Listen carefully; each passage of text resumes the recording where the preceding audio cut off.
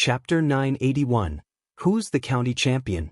The Gu family members calmly continued to sit in the restaurant on the second floor. If they went down now, they would not be able to squeeze in at all. It was better to wait for the crowd to disperse before going down. Junkin's family wanted to go down, but seeing that the Gu family was in such a state and that Qingyuan was still around, they stabilized themselves and continued to eat and drink. Only their table was left on the huge second floor. The streets below were already crowded with people. 2 armed bailiffs opened the way in front, and the 2 bailiffs behind walked to the notice board with the rankings. Everyone looked at them eagerly. The few bailiffs were expressionless and only scolded the crowd that was squeezing around. Move aside and step back. When there was an empty space in front of the notice board, the 2 bailiffs opened the list and pasted it on the wall. After the post was done and the bailiffs left, everyone went forward with a bang. Not long after, someone shouted loudly, I won, 30th place, haha, 30th place. Someone beside him immediately congratulated him. That person looked at the rankings happily for a while more before being pulled out by the person behind him. Get out after you're done checking. Don't block the people behind you. Gu Yundong and the others stood on the second floor. As they were far away, they could not see the names on the list clearly. They could only look at the various expressions of the people on the streets. Some people were ecstatic and screamed loudly. Some people cried loudly and beat their chests. Gu Yundong even saw an old man with white hair covering his face and crying bitterly. He shouted heart-wrenchingly, I didn't pass. Why didn't I pass? I can even recite the 4 books and 5 classics backwards. Why didn't I pass? God, you're unfair to me. Someone beside him looked at him sympathetically and comforted him. If you don't win this time, there will be a next time. You will definitely win next time. Yes. That person came back to his senses and nodded heavily. Yes, they'll take the exam again next year. They'll go back and read. They'll definitely be able to pass. Gu Yundong was speechless. This man looked about the same age as old Gu. He had not even passed the county examination after so many years. He still wanted to continue?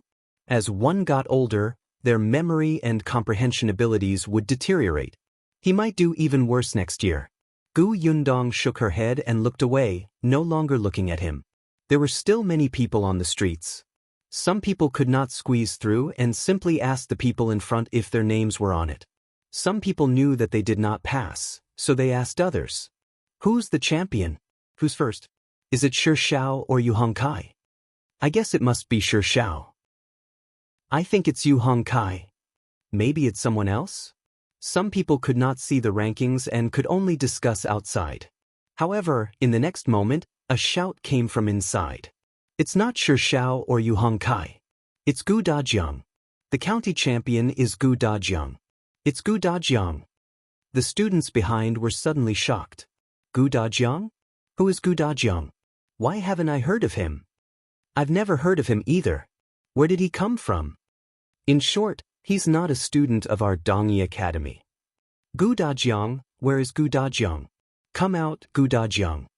After the people on the street recovered from their shock, they began to look for people. This was really a dark horse. They actually didn't know this county champion. They had never heard of this name. At this moment, the Gu family on the second floor of the restaurant looked at the equally shocked Gu Dajiang in astonishment. If you find any errors, ads pop up, ads redirect, broken links, non-standard content, etc., please let us know reports so we can fix it as soon as possible. Chapter 982. Father, you're first county champion? It's him? How is this possible? Gu Dajiang was stunned. Yes, he was talented in reading. He had been smart since he was young. He had been greatly praised by his mentor. He had been affirmed by the head of the Xuanhe Academy. He had been assured by the young genius top scholar, Qingyuan, that there was definitely no problem. However, he was sitting next to the toilet during the exam. He was the first to put down his brush and paper. He had not received the headmaster's guidance for many years. He had only entered the academy to study for half a year. Even so, he actually got first place, the county champion? The corners of Gu Dajiang's mouth couldn't help but crack. Then he suddenly stood up. This time, he couldn't stay in the restaurant calmly anymore. He immediately ran downstairs. He wanted to take a look personally. He had to confirm it personally. When Yi Junkin saw him coming down the stairs, he could not hold it in any longer and ran down as well. Gu Dafeng was the third, followed by Yi Junkin's parents. Gu Yundong could not help but say to Qin Wenjing, "Help me take care of my mother and younger siblings." "Thank you." With that, she rushed down. Qin Wenjing, who had just left the stool and wanted to get off, was speechless. He silently sat back down, feeling a little angry that he was actually a step too late. If he had known earlier, he wouldn't have kept his image, right? He could only turn his head and say to Madame Yang Yunshu and the others, "Well, it's crowded below. It's easy for you to get lost. It's the same if we wait here." "Yes, master." Gu Yunshu and Bian Yuanji nodded at the same time. Although Madame Yang was still thinking about going down, Lu Hongxiu stopped her. Seeing that the three children had squeezed to the railing and were looking down, she quickly squeezed over. As expected, as soon as she lowered her head, she saw Gu Dajiang and the others rush out of the restaurant and walk towards the rankings one after another. Gu Yundong was fast and had already reached Gu Dajiang. But she couldn't squeeze in at all. There were too many people. She had just squeezed in when she was pushed out again. As soon as she entered, she was pushed out again and further away. Gu Yundong held her forehead and stood on the spot to look around. Suddenly she shouted, "Whose money fell to the ground?" As soon as she said this, many people subconsciously lowered their heads. Gu Yundong was delighted and took the opportunity to enter with Gu Dajiang. Fortunately, they were all strong. Once they squeezed through an opening, it would be much easier to move forward. Finally, after the few of them were covered in sweat, they finally stood 3 meters away from the rankings. Gu Yundong had good eyesight. She looked up and saw that her father's name was indeed in the first row. She immediately shouted happily, "You're really number one. Father, you're really number one, the county champion." Gu Yundong pointed at the rankings. "Did you see it? Gu Dajiang, your name." Gu Dajiang naturally saw it. His fingers trembled slightly. Gu Dafeng, who was beside him, grabbed his arm and pinched it very hard. She shouted excitedly, "Brother, it's you. It's your name. I recognize it. You're really too awesome." When the people beside them heard the commotion, they turned their heads with a whoosh and focused their gazes on them. County champion? So this person was Gu Dajiang? The eyes of the two people beside him constricted as they looked at him in shock.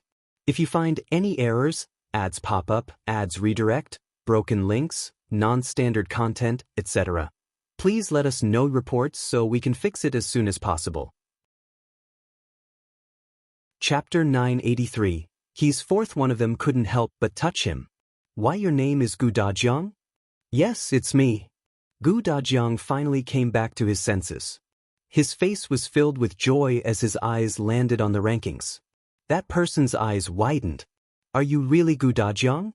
But you were beside the toilet during the exam. You even finished answering the questions and put down your brush and paper early. How can you be the county champion?" When the others heard this, they were even more shocked. His exam shed was by the latrine? Finishing the questions early? Are you serious? Gu Dajiang also recognized the two of them. Weren't they the people who had stood beside him when he left the examination hall and said firmly that he couldn't get in? Gu Dajiang couldn't help but puff out his chest. So what if the test shed is beside the toilet? As long as you answer the questions seriously and don't smell anything, you can naturally write like a god. Everyone was speechless. Gu Yundong thought of the 5 or 6 sachets he had brought with him during the second round of the exam. The corners of her mouth twitched. Forget it, since it was a joyous day, she would not expose it. However, the people around him quickly congratulated Gu Dajiang. "Brother Gu, to be able to achieve such results despite such an environment and obtain the county championship, you're indeed admirable. Brother Gu, where are you studying now? I don't think we've seen you before." "That's right, Brother Gu. We often hold poetry gatherings, but I didn't see you participate. If you came, we would have known you long ago." Gu Dajiang had interacted with the students in Tianhai Academy for a long time and was already used to it. he replied politely. I usually live in the prefectural city and don't come back often. That's why I don't know you. So he was in the prefectural city. No wonder they felt that he was unfamiliar. However, they were also puzzled. At Gu Dajiang's age, it couldn't be his first time participating in the county examination, right? If he had participated in it before, they would have known him. Someone still wanted to ask, but a panting voice came from behind. Uncle Gu, is my name on it? It was Yi Junkin. In the end, he was one step behind Gu Dajiang. When he went downstairs, he couldn't squeeze in. In addition, he was young and thin, and his parents weren't farmers. Now that he had finally arrived, he was sweating profusely and in a sorry state. When Gu Yundong heard his voice, she quickly turned to look at the rankings. The first place was Gu Dajiang, and the second place was an unfamiliar name. Anyway, she didn't know. The third place was Yu Hongkai from Dongyi Academy, who Qin Wenjing had mentioned had a chance of becoming the county champion. The other person, Shao, was in 6th place. Yi Junkin was in 4th place. Gu Yundong was delighted. She immediately turned his head and said, You won too. You're 4th. Yi Junkin was stunned and immediately shouted happily, I got it too. Father, mother, I got it too. His parents were so happy that they cried. Yes. You got it too. Our son is too capable. Many people were attracted by them. It was said that he was 4th. Although he was not as good as the county champion, he was still in the top 10 of the county. It was also an honor. All of them were instantly envious. Moreover, this young man looked to be only 13 or 14 years old. He was so young. His future was probably even more limitless. Many people present knew Yi Junkin. They knew that he was studying in a very small school. However, they did not expect that the school would have such ability to nurture him into 4th place. If you find any errors, ads pop up, ads redirect, broken links, non-standard content, etc., please let us know reports so we can fix it as soon as possible. Chapter 984. Come here. Yi Junkin was Qin Wensheng's student. With Qin Wensheng's guarantee, Gu Yundong knew that he would be fine. However, the 4th place was already very eye-catching. At the same time, her father was in 1st place. He was even more eye-catching and she was proud. If there were no major accidents, the county champion would not need to take the examination all the way to the court examination. He would enter school as usual and obtain the elementary scholar's honor. Her father was almost a confirmed elementary scholar. Father, let's go out first. Yun Shu and the others are still waiting. Let's go back first. Gu Dajiang hurriedly bade farewell to the examinees who were still talking to him. These people knew that such good news should be told to the family early, so they didn't stop him.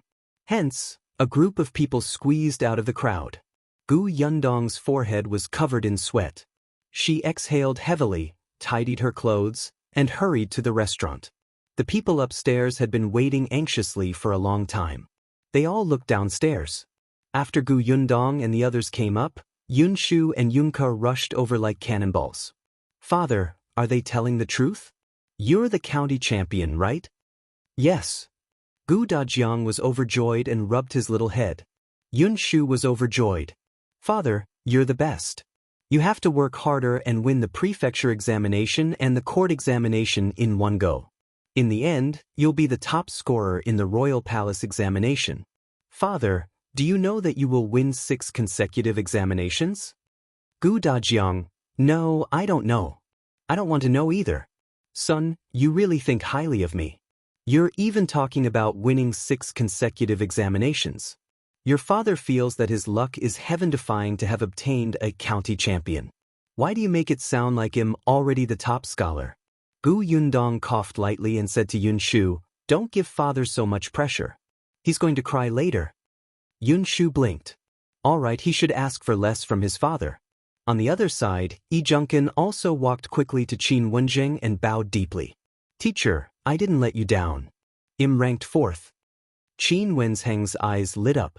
Good job. He had expected Yi Junkin to enter the top 10 in the county. He had originally estimated that the kid would be ranked 7th or 8th. He did not expect him to be more hardworking than he had imagined and get 4th place. However, the person who surprised him the most was Dajiang. He was indeed confident in Dajiang, but Dajiang had actually obtained the county champion. This gave him a huge surprise, especially when he heard that Dajiang's examination shed was near the latrine. Indeed, with Dajiang's experience, his willpower was much better than ordinary young people. It's getting late. Since we already know our ranking, I think we should leave first. Otherwise, I'm afraid we won't be able to leave later. If everyone knew that the county champion was here, they would probably rush up soon. Gu Yundong also thought of it and hurriedly let her parents go downstairs. If there were too many people later, it would be bad if Madame Yang and the children were squeezed. The group of people took advantage of the fact that it was still crowded below and quickly got up to leave. However, as soon as they went down, they immediately realized that the entrance was blocked. Sure enough, someone had already walked in and shouted, "Where's the county champion? Where's the county champion?" Gu Yundong hurriedly took 2 steps back. "Father, hide first. I'll ask where the back door is." She felt that these people who came to look for the county champion seemed very excited. Dajiang had just nodded when someone beside him suddenly waved at them. "Come here." Gu Yundong looked over. When she saw the person, her pupils constricted and she suddenly rushed towards him. If you find any errors, ads pop up, ads redirect, broken links, non-standard content, etc., please let us know reports so we can fix it as soon as possible. Chapter 985. Coming back to marry you? Why are you back at this time? Gu Yundong could not hide the joy on her face. She rushed to him and hurriedly stopped, maintaining a distance of 1 meter from him. Unfortunately, they were outside now. Otherwise, she would have hugged him. Shao Qingyuan looked travel-worn. His hair was a little messy, and his clothes were slightly wrinkled. There was a hint of fatigue on his face, but when he looked at Gu Yundong, his eyes were very gentle. He lowered his head slightly and said, "I came back to marry you." With that, he quickly looked up and said to Dajiang and the others, "This is the back door. The carriage is waiting behind. Let's go back first." "Okay." Although Dajiang was also surprised by his sudden appearance, it was not the time to talk. He kept leading everyone to the back door. Shui Rong was already waiting there with the carriage. Beside him was Qin Wenzheng's carriage and Mao, who had returned with Shao Qingyuan. They quickly got into the carriages. Shao Qingyuan held Gu Yundong's hand gently. His large hands were warm. Perhaps he had grabbed the reins when he was riding the horse, and there was a mark on his palm. Gu Yundong glanced at him and quickly got into the carriage. Dajiang was in a good mood today. He found Shao Qingyuan much more pleasing to the eye and couldn't help but ask, "When did you come back?" Shao Qingyuan jumped onto the horse's back. He turned around and saw Gu Yunshu looking at him eagerly. He immediately carried him over and placed him in front of him. As he pulled the reins, he replied, "I just entered the city. On the way, I heard many people say that today is the day of the county rankings. I thought that Uncle Gu would participate in the county test this year and that you would definitely come to see the rankings, so I came straight here to look for you." When he arrived, he happened to see them enter the restaurant. He also saw the scene of the other students looking for the restaurant. He knew that there was no way to leave from the front door, so he found Shui Rong and asked him to lead the carriage to the back door. Dajiang nodded. "Not bad. This man was quite considerate. Did your trip to the capital go well?" Shao Qingyuan replied, "Everything went smoothly." After a pause, he said, "Congratulations, Uncle Gu, on winning the county championship." Dajiang coughed lightly and couldn't help but smile. However, he was an elder and had to be steady. He couldn't let this brat see that he was very happy, so he nodded and lowered the curtain. Shao Qingyuan was speechless. Was he wrong to congratulate him? Gu Yunshu, who was in front of him, covered his mouth and giggled. He said softly, "My father is shy." Shao Qingyuan couldn't imagine his future father-in-law being shy. The group of people quickly arrived at Qin Wenzheng's school. Qin Wenzheng wanted to have a good chat with Shao Qingyuan. After all, he had personally facilitated the man's trip to the capital. Although there was news from the capital about the cowpox vaccination method from time to time, it was not as clear as a personal demonstration. However, seeing that Shao Qingyuan only wanted to go back and talk to his future wife, the corners of Qin Wensheng's mouth twitched. In the end, he dispelled this thought and suggested that they meet another day. The Gu family parted ways with Qin Wenjing, Yijunken, and the others and headed back to Yongfu village. There were already many people gathered at the entrance of Yongfu village. Even the village chief, Chen Liang, was there. When he saw the carriage driving over from afar, he hurriedly ran forward. "Brother Gu, you're finally back. The rankings have been posted, right? How is it? If you find any errors, ads pop up, ads redirect, broken links, non-standard content, etc., please let us know reports so we can fix it as soon as possible." Chapter 986. Good job. Many people in the village looked over with anxious eyes. Of course, there were also people who were secretly gloating. The Gu family had money, land, and shops. Their lives were already enviable. If Gu Dajiang also became an elementary scholar, wouldn't the Gu family be in heavens? Wouldn't the entire Yongfu village be surnamed Gu? It was said that Gu Dajiang's examination shed was close to the toilet. It would be strange if he could pass. Therefore, when someone asked what rank he got, someone who seemed to be kind but was actually stabbing a knife immediately said, "Dajiang, it doesn't matter if you didn't perform well. There's still another year if you didn't pass this year." I heard that those in their 70s or 80s are still insisting. Don't give up. You're still young and your children are filial. When you enter the examination hall with Yun Shu later, it might be a beautiful story. Most of the people could not tell. Some even nodded in agreement. That's right, that's right. Gu Yundong narrowed her eyes. Shao Qingyuan looked directly at the person who had spoken just now. His sharp gaze was like a wild wolf's. That person only felt a chill on his neck. When he met the gaze, his expression instantly froze. He opened his mouth and muttered softly, "Why do I feel that this wolf cub is even more ferocious than before?" Gu Dajiang had already alighted from the carriage. He didn't know how to answer everyone's questions. It was Yunke who came out later. She said very proudly, "My father is the champion of the county." "County champion?" Chen Liang, who was standing at the front, was shocked. Did he hear wrongly just now? What did Yunke say? However, there were also people who did not understand what this county champion meant. They immediately frowned and said, "What county champion? You didn't pass, right?" Chen Liang suddenly turned around and shouted. He slapped his thigh hard. He didn't pass? The county champion is the first place in the county examination. He's the first place in our county. Brother Gu, you're good. What? First place? Really? Dajiang, you're amazing. This is a joyous occasion. Isn't he about to become an elementary scholar? There's actually a county champion in our village. A big shot has appeared. Brother Gu, you have to treat us. Let's have a good time together, right? Gu Dajiang opened his mouth. He had only passed one county examination. There was no need to do this. Gu Yundong also understood that it was not appropriate to be too high profile now. She immediately said, "There's no hurry for a celebration. When my father becomes an elementary scholar, we will naturally have to celebrate. My father still has to participate in the prefectural examination in April and really doesn't have time. He will rush to the prefectural city tomorrow or the day after." Chen Liang hurriedly said, Yes. The prefectural examination is more important. We can't let other things affect your studies now." Then he waved at the villagers. All right. Don't stand there. Go back and do your own things." The villagers still wanted to say something. This was the county champion. It was good to shake hands and bask in the joy. However, Chen Liang did not allow it. Everyone could only retreat regretfully and make way for the Gu family. Mao had already gotten off the horse and was stepping on the firm and flat ground.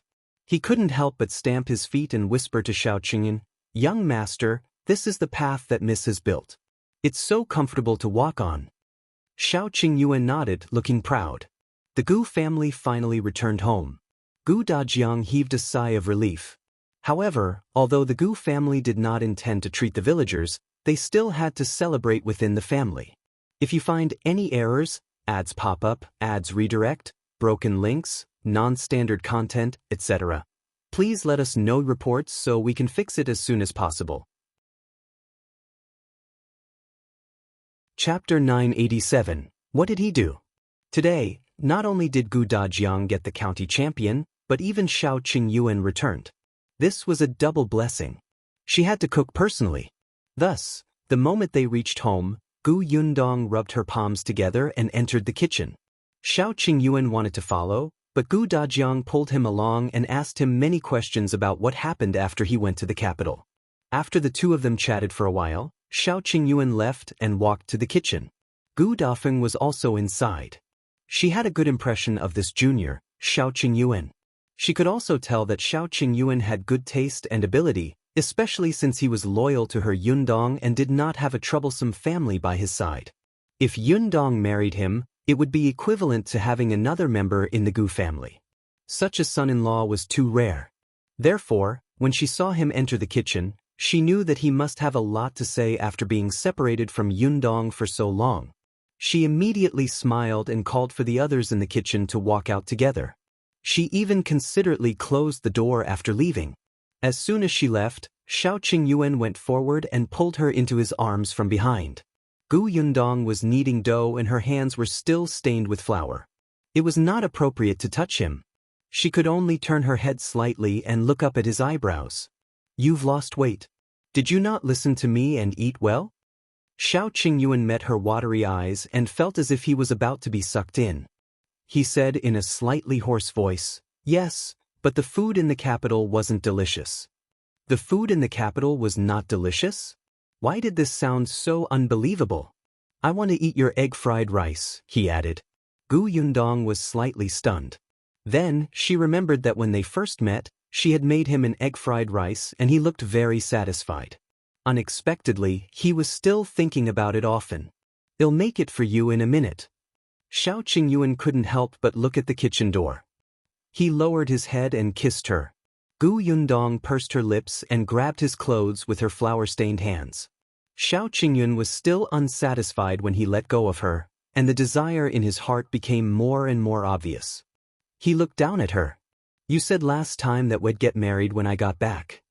"Yes, after my father passes the prefectural examination." "Okay." Shao Qingyuan didn't ask further. He looked down at the basin in front of her. "Let me help you."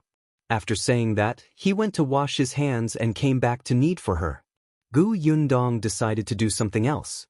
There were only the two of them in the kitchen. Eldest Aunt Gu would probably take a long time to come in. Gu Yundong asked him about the capital. "Have you settled everything in the capital? Did you encounter any difficulties?" Shao Qingyuan narrowed his eyes slightly and said calmly, "No, I only made a suggestion. I still have to rely on the Imperial physicians from the Imperial hospital to implement it. Things are progressing very smoothly, so I can come back at this time." "So the cowpox vaccination method passed?" "Yes, it did. I even met the current emperor." Gu Yundong was stunned and instantly became interested. "You met the emperor? What does he look like? What's his personality like?" The emperor was the highest leader of the country. Just thinking about it made her feel inexplicably excited. Shao Qingyuan laughed. He thought for a moment and said, "His Majesty is a very decisive person." Decisive? Gu Yundong had long seen through this. However, what did he do to give Shao Qingyuan such a direct impression? What did he do? If you find any errors, ads pop up, ads redirect, broken links, non-standard content, etc., please let us know reports so we can fix it as soon as possible. Chapter 988. Is the Emperor crazy? What did he do? Shao Qingyuan still found it unbelievable. He lowered his voice slightly and said, after the cowpox vaccination method was confirmed that it could prevent smallpox, the Emperor ordered it to be popularized. Unfortunately, no one was willing to try it. Even if the Imperial physician said that there was no problem, even if it was an Imperial edict from the Emperor, Even if the Imperial physicians said that they had tested it on death row prisoners and it was absolutely foolproof, no one was willing to try it. After all, it could be fatal. What if they failed? If they failed, they would lose their lives. Moreover, this method was suggested by a country bumpkin. Others heard that this person was not even a doctor. The method he mentioned was unorthodox. Could it be used? Would anyone dare to use it? Not to mention those high-ranking officials and nobles, even the commoners were unwilling. Shao Qingyuan scoffed at this. He didn't propose such a preventive method for the sake of the world. If Yundong hadn't wanted him to make a contribution and urgently told Qin Wenjing about the method, Shao Qingyuan wouldn't even have mentioned it. He would only silently test it himself and inoculate the people close to him. What did the rest have to do with him? Even if these people died from smallpox, he didn't care. Just as Shao Qingyuan was about to bid farewell to Song Dajiang impatiently and return, the emperor in the palace suddenly made a bold decision that shocked him. The emperor let his 11-year-old son try the cowpox vaccination method. Gu Yundong's eyes widened in shock. He wanted the prince to do it himself? Yes. When this news spread, the entire capital was in an uproar. This prince was born by the empress and was the legitimate heir to the throne. How noble was his status! Moreover, the current emperor only had 3 children, one of whom was a princess. Was the emperor crazy? Everyone felt that the emperor was dissatisfied with the empress and that prince. It was only later that Shao Qingyuan found out that the prince had requested this himself. He did not know about the twists and turns in the palace, but he could more or less guess that this might not only be to tell the world about the effect of the cowpox vaccination method, but also for some other purposes. When Gu Yundong heard this, she fell into deep thought. Perhaps the emperor agreed because he wanted the world to see this prince's courage and contribution to the world. He might be paving the way for him, building his reputation. But no matter what, Gu Yundong could not help but admire the courage of this father and son. But then, a trace of anger surged in her heart. What if this method didn't succeed? Then the first person to be convicted would be her Shao Qingyuan. What if someone wanted to harm that prince and succeeded with the cowpox vaccination method? Wouldn't everyone still have to make Shao Qingyuan take the blame? Sure enough, politics were too dirty. If they were not careful, they might become cannon fodder. What happened next? Shao Qingyuan could tell that there was a hint of dissatisfaction in her tone. He turned to look at her and smiled. I naturally succeeded in the end. The emperor rewarded me, so I came back. Gu Yundong nodded. It's good that you're back. Let's stay away from these things in the future. Next time, let Qin Wenjing go alone. At most, you'll write down the method and let him figure it out himself. Shao Qingyuan, after a moment of silence, he said, Actually, I came back this time with the emperor's decree. I have something to do. Gu Yundong's hand froze. Damn it, it's not over yet. If you find any errors, ads pop up, ads redirect, broken links, non-standard content, etc., please let us know reports so we can fix it as soon as possible. Chapter 989. He really knows how to make the best use of everything. Gu Yundong frowned slightly. What decree? The cowpox vaccination method has been confirmed. It can indeed prevent smallpox. Naturally, we have to promote it vigorously, Shao Qingyuan said. It's not only in the capital. It's the same in other places. Our Xuanhe Prefecture is naturally no exception. There was the emperor and the imperial physicians in the capital who endorsed it, and the prince had personally tested it. There was no longer any problem. However, the emperor directly handed the Xuanhe Prefecture to Shao Qingyuan. He was the most experienced and familiar with the cowpox vaccination method. Therefore, the emperor issued an imperial edict and asked Prefecture Magistrate Dai of Xuanhe Prefecture to cooperate with Shao Qingyuan to inoculate the commoners of the county towns and villages that were subordinate to the Xuanhe Prefecture. Not only that, but in order to spread the cowpox vaccination method throughout the country, the emperor gave the various prefectural cities great pressure and asked the government office to register and count the people who had been vaccinated. Half a year later, if the number of people registered in the prefectural city was minimal, they would have to report it and leave a record. At that time, the local government's evaluation of incompetence would very likely affect their future promotion. Of course, if the number of people registered exceeded 1/3, they would be rewarded by the Imperial court. Gu Yundong almost fainted when she heard that. The emperor was really good at finding trouble for them. His decision. Wasn't he worried that some prefecture magistrates will go to extremes and force those unwilling citizens to be vaccinated for the reward? Wasn't he worried that they will focus on this and not care about anything else? Shao Qingyuan had already kneaded the flour and covered the basin with a cloth. That's why the emperor will send a team of imperial guards to the various government offices to assist. Although it was said to be assisting, it was actually to supervise. Not only the imperial guards, but there will also be an imperial physician who is familiar with the cowpox vaccination method coming to the various prefectural cities. The corners of Gu Yundong's mouth twitched. Then, she seemed to have thought of something and hurriedly asked, "Then which imperial physician is coming to the Xuanhe prefecture? Is Song Dajiang here?" "Me." "Gu Yundong, what do you mean? When did you become an imperial physician?"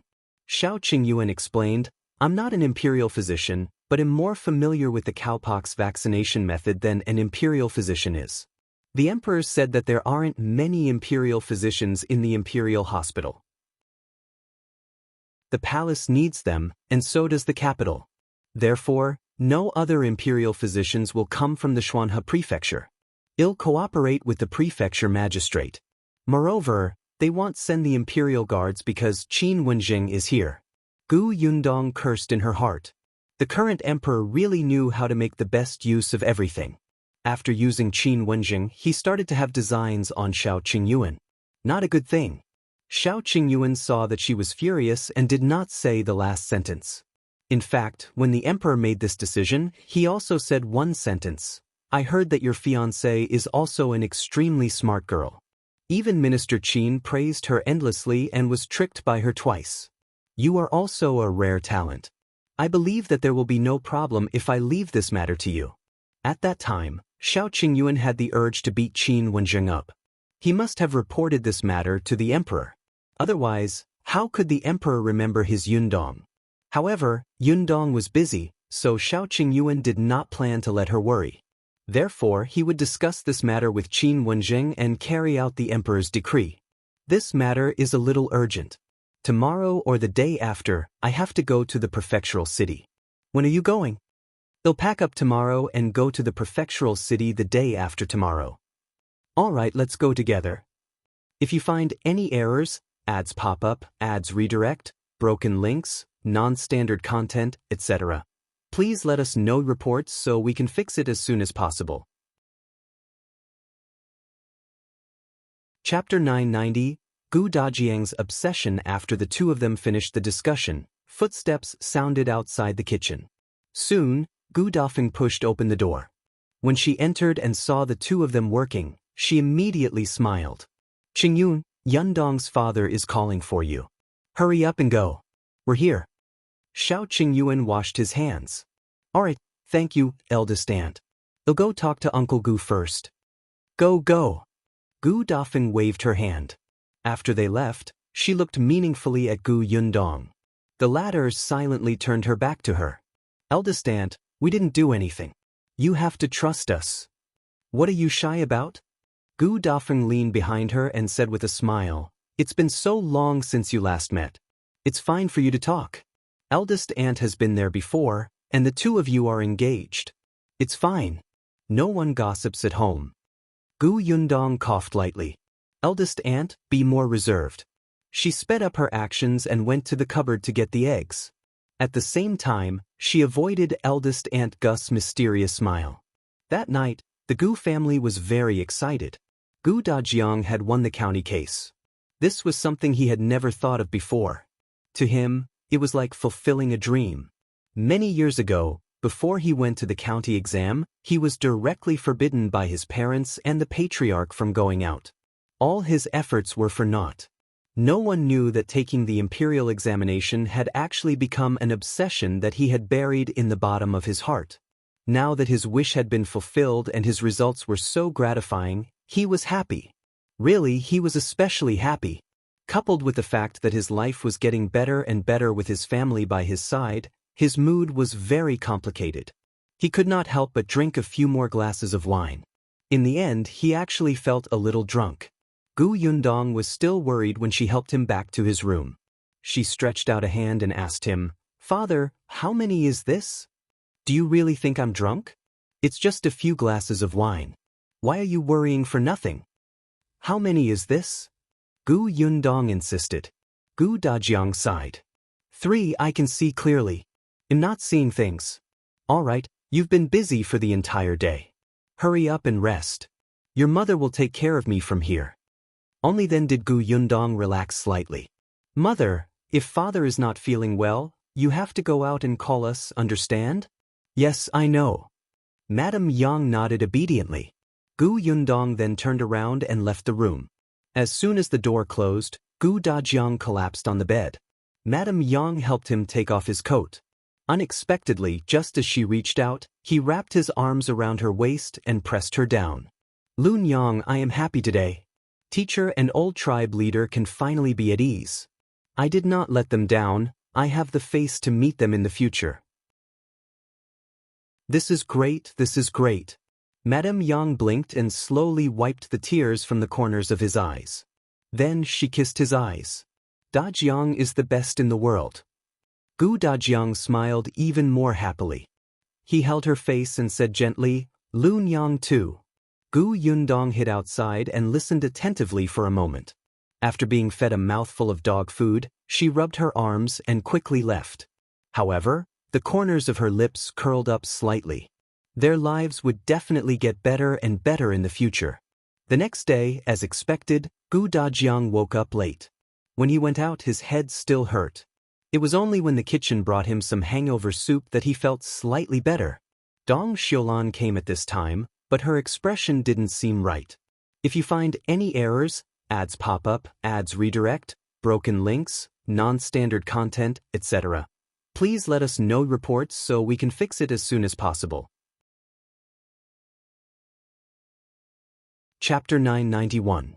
Don't worry, I didn't agree. Gu Yundong found it strange and was about to ask. However, Dong Xiulan quickly put on a smile and handed over the basket in her hand. Your father won the county championship. Your family was busy yesterday, so I couldn't disturb you. Take this. It's a congratulatory gift. Not only were there vegetables, fruits, and eggs in the basket, but there was also a red packet. Although it's not much, this is a token of my appreciation. You must accept it. 300 copper coins was indeed not much for Gu Yundong. However, to Dong Xiulan, it was already a very thick red packet. Gu Yundong accepted it and let her in. Dong Xiulan happened to have something to ask Gu Dajiang, so she followed her into the central room. Brother Gu, is the county examination difficult? Gu Yundong poured her a cup of tea and sat opposite her. She could not help but look at her in surprise. Aunt, why are you asking this? Here it goes. I'm thinking if I should let my eldest son take the exam too. Although we don't plan to let him become an elementary scholar or high scholar, it's good for him to be a preparation scholar. If he becomes the preparation scholar, he can also be a private school teacher who enlightens children. I can be at ease. In the beginning, the Zheng family had really never thought of taking the Imperial examination. They just felt that it would be easy to find work later if he could read. Didn't they see that all the employees in Yundong's shop had to read and record accounts? However, when they saw that Gu Dajiang had won the county championship, the entire village was in a heated discussion. They felt very excited and proud. Dong Xiulan couldn't help but be tempted. Gu Dajiang was very supportive of such things. If Xingjia has such thoughts, I can tell him about the county examination. As for whether it's easy or not, he'll have to try it to know. I can only say that there are hundreds of students participating in the county examination, but only 50 are on the rankings in the end. Madame Dong really didn't know about this. She was a little surprised. 50 out of a few hundred? Didn't this mean that if he wanted to be on the rankings, he had to be in the top 50 of the county? This was too difficult. She hesitated again. Gu Yundong said, Xingjia is still young. He can still study for a few more years. Aunt, you don't have to be in such a hurry. Dong Xiulan nodded. That's true. I have to go back and ask him. With that, she stood up and was about to leave. Gu Yundong sent her out. Dong Xiulan asked her to stop and walk towards her house. Unexpectedly, just as she was about to enter her courtyard, someone suddenly came out from the side and pulled her over. Dong Xiulan exclaimed, what are you doing? Gu Yundong was about to turn around when she heard the voice. She immediately looked up, but she only saw Dong Xiulan being pulled to the corner. As for the person who pulled her, Dong Xiulan blocked them and she could not see clearly. Gu Yundong was shocked and quickly scolded, "What are you doing? Let go of her." As she spoke, Gu Yundong strode towards the Dong family. However, when she turned the corner, she only saw Dong Xiulan standing there alone. The person who had pulled her away had already left. "Aunt, are you all right?" Gu Yundong quickly looked down at her. Dong Xiulan waved her hand. It's okay. I'm fine." Gu Yundong frowned. "Who was that person just now? Do you know them? Are they from our village or an outsider? Did they want to harm you?" Dong Xiulan quickly shook her head. No. She's from our village and asked me for help, but don't worry, I didn't agree. If you find any errors, ads pop up, ads redirect, broken links, non-standard content, etc., please let us know reports so we can fix it as soon as possible. Chapter 992. Thick-skinned Gu Yundong was stunned. She had always been sharp. From what Dong Xiulan said, the person who asked her for help seemed to have something to do with her. Otherwise, why would Dong Xiulan reassure her? Dong Xiulan did not realize what she had exposed. She pulled Gu Yundong out. "Alright, it's fine. Go back. Didn't you say that you're going to the prefectural city? Hurry up and prepare the things. I'll go take a look at Qingyuan. Brother Shao has gone to the county town." Gu Yundong pulled her back. "Auntie, why did that person ask you for help? It has something to do with me, right? Do they want to enter the workshop, or be a shop assistant, or grow fruit trees in an orchard?" Dong Xiulan was stunned. How did Yundong know that the person's request had something to do with her? She didn't want to answer. No. It has nothing to do with you. If Auntie doesn't tell me, I'll take it that the people from the other villages have ulterior motives and I'll go to look for the village chief. Gu Yundong was about to leave when Dong Xiulan hurriedly grabbed her. She couldn't dissuade her, so she sighed and said irritably, "It's someone from our village. That person just now was the wife of the second son of the Li family." The second son of the Li family? Who was that? Seeing that she had not thought of him, Dong Xiulan quickly reminded her, "It's the family that adopted Qingyuan, the second son of the Li family." Gu Yundong did not like the Li family at all. Hearing this, she frowned. "Haven't we never interacted? Why are they looking for you?" "The second son of the Li family is about to get married. He's marrying He's niece, He Xiu. I don't know what they're thinking. They want me to make peace in front of Qingyuan and let him attend the wedding banquet. They even said that what eldest Li and his wife did was unforgivable, but they didn't harm Qingyuan. No matter what, Qingyuan has called them second uncle and second aunt for so many years. They're all relatives and should get along." Gu Yundong? Relatives? In the past, when Shao Qingyuan lived alone in the straw hut, why didn't second uncle and second aunt say that they were relatives? Moreover, the last time she went to Old Master Li's house to cause a scene, she seemed to have exposed Old Master Li's true colors, right? Shao Qingyuan had a grudge against Old Master Li. As his son, how could he have the cheek to say that they were relatives? Indeed, the charm of money was irresistible. If Shao Qingyuan was still a poor kid without money, they wouldn't have to go through this. However, this was not the end, Dong Xiulan continued. There's also the He family. They heard that Xuanze's family went to the prefectural city and insisted that I come to look for you. They said that they wanted you to send a message to Dajiang and his wife so that they could come back for the wedding banquet. They said that there was some unhappiness last time. They wanted to take this opportunity to reconcile. The He family really didn't know that Xuanze's family had gone to the prefectural city. They thought that Dajiang and his wife were at least staying at home. Unexpectedly, when they came over, the house was locked. Gu Yundong was speechless. So severing ties was a joke? These two families really knew how to find soft persimmons to bully. They knew that Dong Xiulan had a good relationship with them and was soft and easy to talk to, so they asked her to persuade them. No wonder Auntie's expression was not good when she entered just now. Auntie, you don't have to worry about it. In any case, we're going to the prefectural city tomorrow. They won't be able to find us. Dong Xiulan nodded. I know. I didn't plan to agree to them either. They're just too annoying. She would go to the workshop in a while. The second son of the Li family's wife did not dare to look for her in the workshop anyway. If you find any errors, ads pop up, ads redirect, broken links, non-standard content, etc., please let us know reports so we can fix it as soon as possible. Chapter 993. Awkward situation. Gu Yundong did not care about the marriage between the Li family and the He family, let alone their unreasonable request.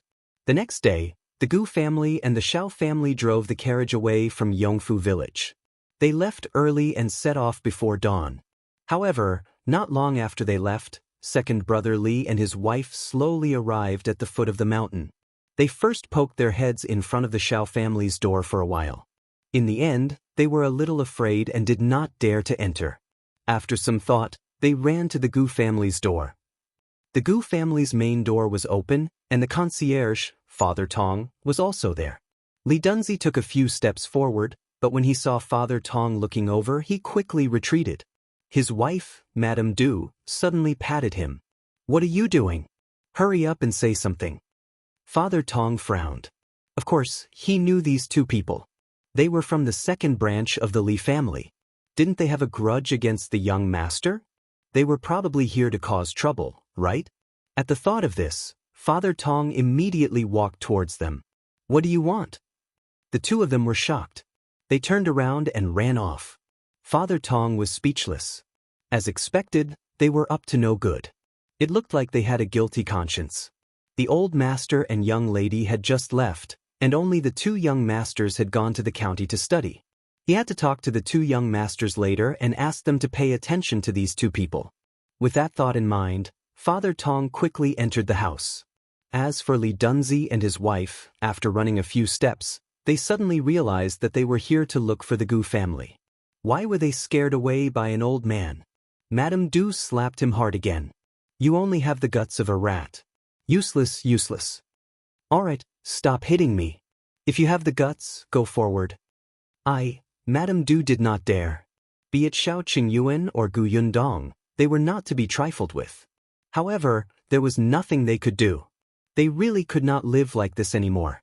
Although they had drawn a clear line with the eldest branch, after the things that the old man had done were exposed, their branch was also criticized.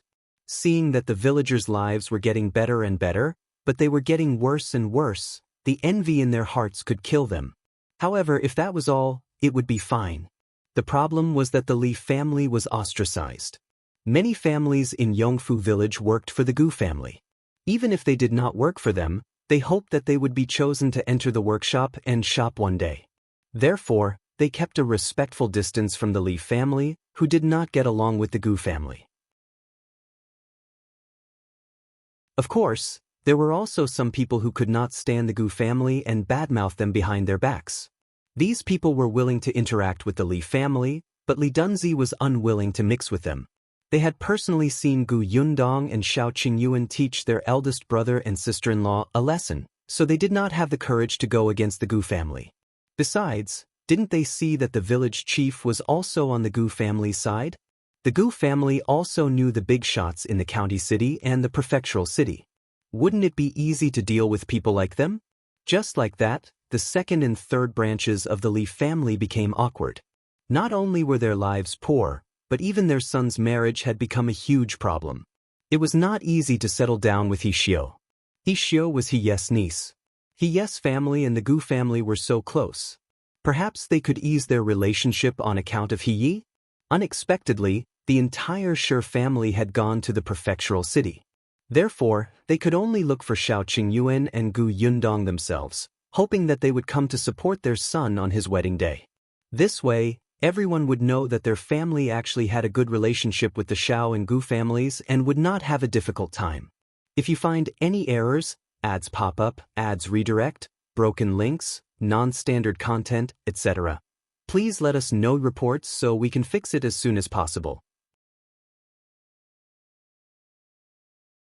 Chapter 994. We have something for Shao Qingyuan Li Dunzi and his wife's side. After looking at each other, they turned around and wanted to walk back to the Gu residence. Dong Xiulan had just left the house when she saw them. She quickly went forward and said, "Why are you here again? Are you still not giving up?" Madame Du was a little angry when she saw her. If she hadn't refused to help, the couple wouldn't have come here. "Don't worry about it. Since you're unwilling to help, we'll do it ourselves. We're not trying to harm Qingyuan and the others. Is it wrong to invite them to the wedding?" Dong Xiulan frowned. "You guys should leave. Qingyuan and Yundong have already left Yongfu village and returned to the prefectural city." "What? To?" Li Dunzi couldn't help but exclaim.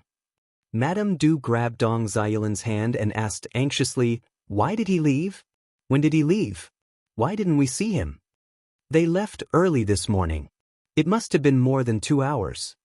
Li Dunzi and Madame Du looked at each other and couldn't help but slap their thighs. There was a main road from the Gu family to the outside of the village. There was no need to pass through the village at all, so no one saw when they left. They were too late. Dong Xiulan saw their vexed expressions and thought that they should have given up since they couldn't find her. Hence, she withdrew her arm from Madame Du's hand and walked towards the workshop. She still had work to do, so she had no time to care about their entanglement. Unexpectedly, after taking a few steps, Madame Du stopped her again. "Zheng He's wife, wait. What else do you want?" Dong Xiulan was impatient. Madame Du glanced at Li Dunzi. After a moment, she gritted her teeth and said, "You, help us pass a message to them and invite them to the wedding banquet." Dong Xiulan suspected that there was something wrong with her ears, and her face was filled with disbelief. In the past, the second branch of the Li family did not seem so unreliable. She had already said that they returned to the prefectural city, but they still wanted them to work themselves to death to rush back? On what basis? What were they thinking? Dream on.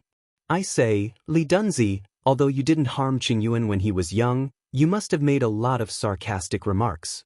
It's fine if he didn't argue with you, but you're still rushing to find trouble with him now, right? What makes you think he will listen to you? Do you think they have to come just because you asked him to attend the wedding banquet? Your brains must have been kicked by a donkey." With that, Dong Xiulan walked around Madame Du and was about to leave. Unexpectedly, when they passed by Madame Du, she suddenly said, "We have something for him." Dong Xiulan was stunned and stopped in her tracks. "What do you mean?" Madame Du glanced at Li Dunzi and said, "Back then, when the old man brought him back, he actually had something on him. Later on, when the old man wasn't paying attention, I took a handkerchief. We thought that the handkerchief might have been left behind by Qingyuan's biological parents and was related to his background." Dong Xiulan's eyes widened and her breathing quickened. Are you serious? What about the handkerchief?" "It was about Qingyuan's background. She definitely had to get it back. It might be an important clue.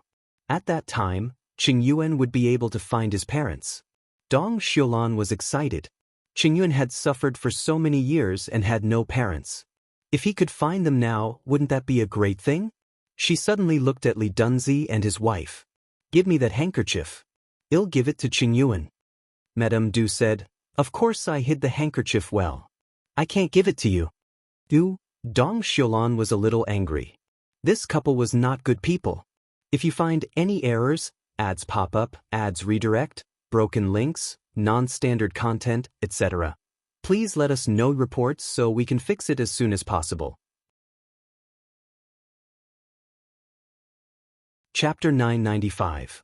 Letter. They had hidden such an important handkerchief for so many years and refused to take it out. If he had given it to Qingyuan earlier, he might have been able to find his parents earlier. Madame Du was a little shocked by her resentful gaze and could not help but take a step back. Li Dunzi braced himself and said, "We won't give it to you, but we will give it to Qingyuan. As long as you bring them a letter and let them come back for the wedding banquet, we will definitely hand the handkerchief to him personally." Dong Xiulan pursed her lips unhappily. "That belongs to Qingyuan to begin with. Instead of returning it to him, you even took the opportunity to threaten him. How can this be called a threat? Madame Du was dissatisfied, but she lowered her voice and said, even if we pick up things on the streets and return them to the owner, can't we ask them to express their gratitude?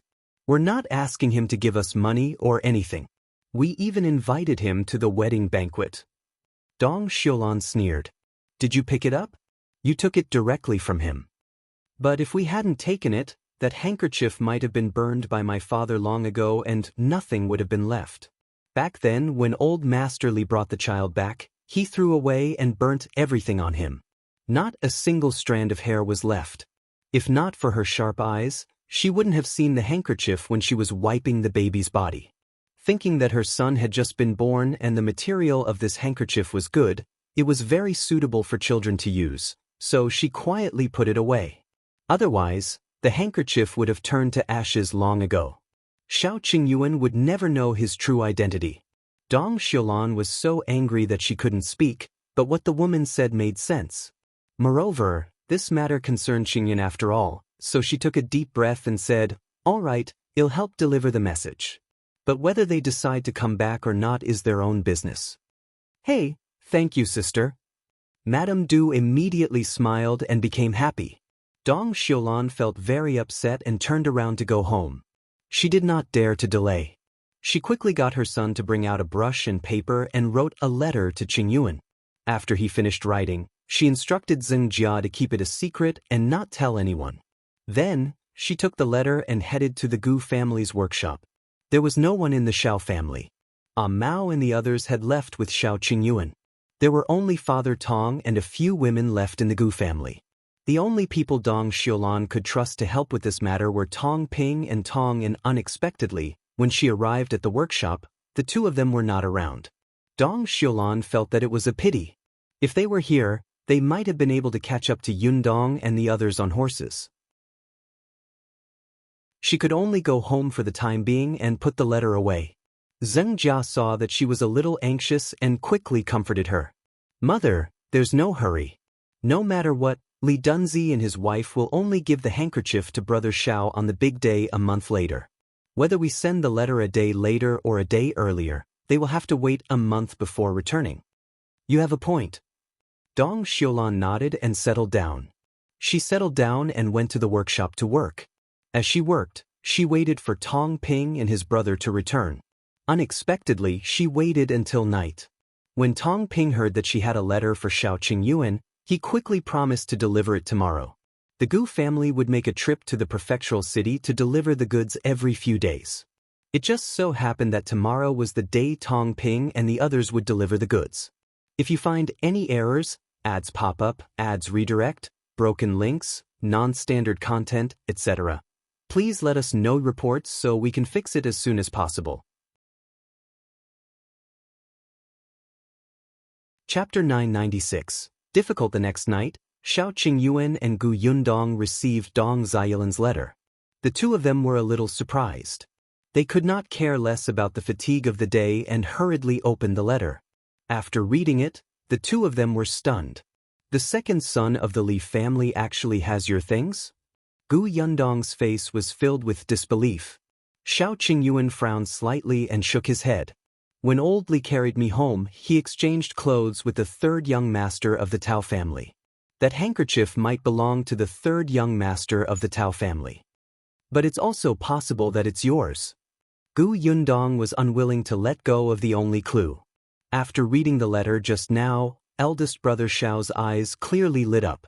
This meant that he was actually looking forward to finding his biological parents. Since that was the case, what did it matter if he searched? Perhaps Brother Shao's family was still looking for him after so many years? No matter what, it's just a guess now. Since the second son of the Li family wants us to attend the wedding banquet, we'll go there in a month. We'll know the results after we get that handkerchief and investigate. Shao Qingyuan nodded. Okay. Say, if the second son of the Li family has your things, does that mean that the first son has something too? I don't think so. Even if there was, I'm afraid they sold it, Shao Qingyuan said. After old Li died, I searched first brother Li's house in order to find out his background, but I didn't find anything. Moreover, Auntie Dong's letter also said that Old Man Li had burned all the clothes and items he was wearing back then, leaving nothing behind. It was an accident that second brother Li could obtain that handkerchief. Moreover, first brother Li was a person who was afraid of death. If he really had something of Shao Qingyuan's, he would definitely use it as a bargaining chip when Shao Qingyuan went to beat him up. Gu Yundong felt a little regretful. It seemed that they could only wait until they saw second brother Li in a month. There's no hurry. Shao Qingyuan placed the letter on the candle and lit it. After watching it gradually burn to ashes, he said, "On the other hand, the cowpox vaccination can't wait. Tomorrow, we'll go to the Dai residence first and convey the emperor's decree to Lord Dai." Speaking of this, Gu Yundong felt a headache. The emperor was too good at giving people trouble. This is not easy to do. After all, no one has ever tried the cowpox vaccination. Everyone is afraid of death, and I'm afraid no one is willing to be the first test subject. Even if the emperor spoke the truth and the prince personally verified it, the distance is still too far. For most people, it's less convincing if they don't see it with their own eyes. Some people could get smallpox, but some people wouldn't. Even if they did, they might be able to survive. Everyone would think that they were the lucky ones. The cowpox vaccination method was just a prevention method, and it was a method that they had never seen before. Who was willing to take the risk? What if it failed and they died? The problem was that the emperor had also issued a decree that they could not use too rough a method. There were only 4 words on Gu Yundong's mind: subdue people with virtue. As expected, they went to the Dai residence the next day. After Gu Yundong went to look for Madame Dai, Shao Qingyuan met the Prefecture Magistrate. After hearing the decree brought by Shao Qingyuan, the Prefecture Magistrate frowned fiercely. The first sentence was, "This matter is not easy to handle." He sighed and walked around twice. Finally, he stood in front of Shao Qingyuan and asked him, "Do you have an idea?" "There is one. If you find any errors, ads pop up, ads redirect, broken links, non-standard content, etc., please let us know reports so we can fix it as soon as possible." Chapter 997. It's good if you can't get it, there was one? The Prefecture Magistrate instantly perked up and looked at him with burning eyes. Shao Qingyuan said, "At the end of the day, this matter is beneficial to the country and the people. However, the people don't believe us in their hearts. If we take the initiative to say that we want to help others with vaccination, I'm afraid they will still suspect that nothing good will happen. In that case, we might as well do the opposite and make people want it but can't get it. The people will take the initiative to ask for the inoculation." How do we take the initiative? Prefecture Magistrate Dai was interested. What he said made sense. Shao Qingyuan whispered, "Tell them a story." The story? Prefecture Magistrate Dai was a little disappointed for a moment. He thought that he had an awesome extra idea, but it was just telling a story? But he asked anyway. "What story?" Shao Qingyuan told the story in a low voice. Prefecture Magistrate Dai nodded as he listened. A moment later, his eyes lit up. After hearing this, he suddenly clapped his hands. Good. It's indeed a good way to lure people in. Let's do that. How about this? Write down the content first. Later, you'll get someone to find a storyteller to tell the story at the largest tea house in the prefectural city. Shao Qingyuan nodded, walked behind the desk, and picked up a pen. However, just as he finished the first line, he was despised by the prefecture magistrate. Hey, your writing is too plain. We have to be passionate, exciting, and high. Go to the side. They'll write. They'll do it. Shao Qingyuan stood up and looked at the first line of words he had written. The cowpox vaccination method is a new method to prevent smallpox. It has already begun to become popular in the capital. Yes, it was indeed a little plain. He then looked at the first sentence written by the prefecture magistrate. As we know, our Dajiang is becoming more and more prosperous. The lives of the people are thriving day by day and have greatly improved. This is all because our emperor is a wise and mighty emperor who cares about the world. Ever since the emperor ascended the throne, he has worked hard for everyone to live a good life. Let's talk about the cowpox vaccination method. Shao Qingyuan frowned slightly. Although it likely consisted of flattery, it was much better than what he had written. Forget it, let's follow what the Prefecture Magistrate wrote first. The more Prefecture Magistrate Dai wrote, the more excited he became. The more he wrote, the more comfortable he became. In the end, he wrote 7 to 8 pages before stopping. He handed the papers to Shao Qingyuan. Take a look. How's my writing? Shao Qingyuan took it. To be honest, it was a little profound. However, it was definitely much better than his work. In any case, he could not write it. At the very least, the Prefecture Magistrate had written down the gist he wanted to express clearly. When he got back, he would let the storytellers speak more emotionally. It would definitely be very effective. Shao Qingyuan nodded. Lord Dai is so literary. Hi, your story is good. Lord Dai is good at writing. That's not worth mentioning. Thankfully, you came up with such a good idea. Dai Wenhua, who had just reached the door of the study, happened to hear the two of them praising each other. The corners of his mouth could not help but twitch. He knocked on the door until someone came in. Then, he pushed the door open and entered. He looked at the two of them and said, "It's getting late. Mother asked me to look for you to eat in the reception hall." The Prefecture Magistrates suddenly realized that it was already past noon after writing for so long. Yes. Let's eat first and discuss the rest later. As he spoke, the Prefecture Magistrate took the lead and walked out. After taking a few steps, he returned and brought the papers with him. If you find any errors, ads pop up, ads redirect, broken links, non-standard content, etc., please let us know reports so we can fix it as soon as possible. Chapter 998. Prefecture Magistrate Dai's Flattery is too ruthless. Madame Dai and Gu Yundong were already sitting in the reception pavilion talking. When they saw them, they quickly stood up. The Prefecture Magistrate had already seen Gu Yundong. He immediately smiled and waved his hand. There's no need to be so polite. Everyone sit down and eat first. After Gu Yundong sat down, she could not help but glance at Shao Qingyuan. She asked, "Have you discussed it with Uncle Dai?" "Yes."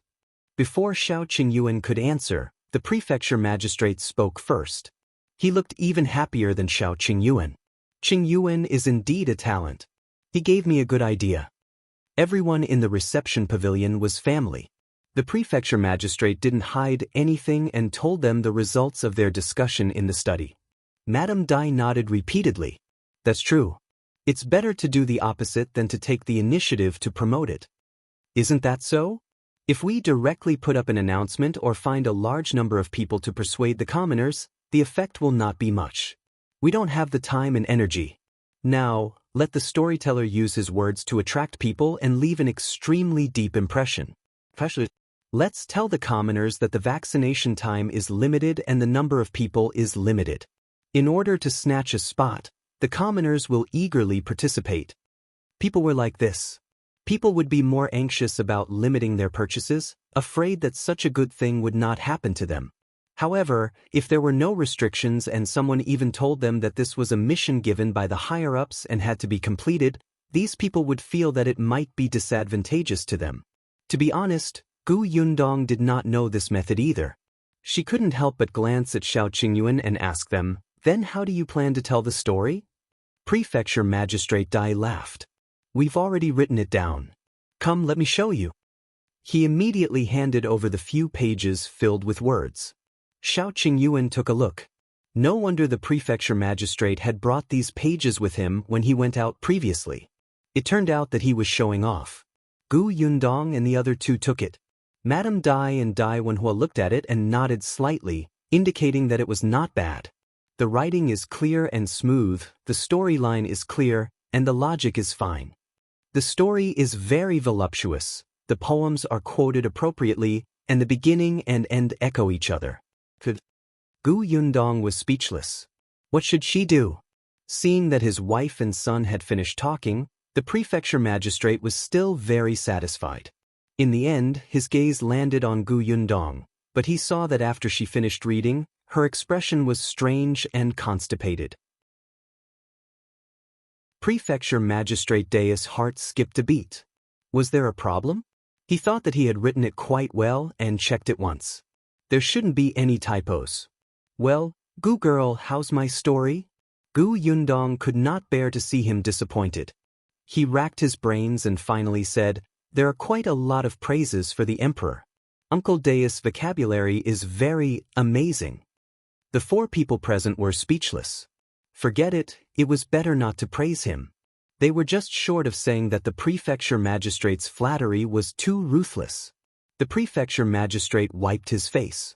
You'd better tell the truth. I can still listen the truth. After all, this matter is very important. We have to be careful at every step. If this story is not good, we won't be able to achieve the effect we want. It won't be good for the vaccination method. We would have worked for nothing. Madame Dai hurriedly said, yes. Yundong, you have big ideas. Tell us what's wrong. If it's not good, we can change it in time. If you find any errors, ads pop up, ads redirect, broken links, non-standard content, etc., please let us know reports so we can fix it as soon as possible. Chapter 999. Ill-right. Gu Yundong's gaze swept past the 4 of them one by one. After a while, she said softly, then, you'll be frank? Go ahead. Even Shao Qingyuan looked at her eagerly. He felt that this idea was not bad, but if Yundong said no, he would quickly think of something else. Gu Yundong coughed lightly. There's nothing wrong with the story. It's just that it's not fascinating enough. The Prefecture Magistrate quickly leaned forward. How is it not enough? Uncle, our story is mainly for the commoners to hear. Most of the commoners can't read. Even if they know, they can't understand words that are too profound, especially these poems. We can understand them, but the commoners might not understand them. It was a story. Of course, it had to be simple and straightforward. It shouldn't be too pedantic. In that case, it makes sense. The Prefecture Magistrate nodded slightly and heard Gu Yundong continue. After all, a story is different from an article. In addition to being logical, the most important thing in the book is to set up suspense to attract people's attention so that people can guess and look forward to the next plot. What's more, the first sentence is especially important. It's best to be concise and straightforward and get to the point. The words are too gorgeous, making people sleepy. The Prefecture Magistrate, who felt that his first sentence was very interesting, was speechless. Shao Qingyuan, who felt that the Prefecture Magistrate's writing was much better than his, was speechless. Madame Dai and young Master Dai, who felt that the first sentence would definitely make the Emperor happy, were speechless. This first sentence seemed to be, indeed, not concise enough. The Prefecture Magistrate felt that he had been dealt a blow. He took the papers and looked at them again. Suddenly he felt bored. He was indeed a person who could listen to advice. He immediately asked humbly, then in your opinion, how should I write it? Dai Wenhua said, we're not good at writing novels. Why don't we find a scholar who's good at writing novels? Gu Yundong waved her hand. No need. I'll write it. When I'm done, you can take a look. If it doesn't work, we'll find someone else to try. After all, she had read so many novels and news. This story was not long. She was good at attracting attention. All right, write it first. Madame Dai glanced at them. What are you writing? The first. There's still time to write after you're done. Seriously, did all of them forget that they were hungry? She hurriedly asked the servants to serve the food for the guests. Gu Yundong thought about it as she ate. The others remained silent and ate very quickly. Not long after Gu Yundong finished her meal, she took the papers into the study. No one disturbed her and let her write slowly. They continued to discuss the following process.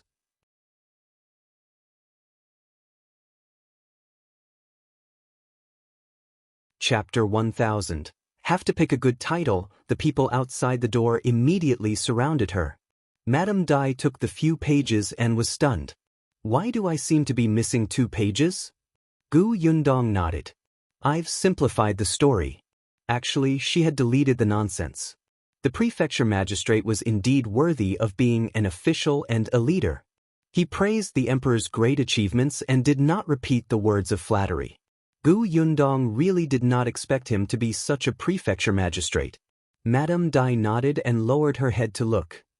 Prefecture Magistrate Dai wanted to take a look at it first, but he couldn't snatch it in front of everyone.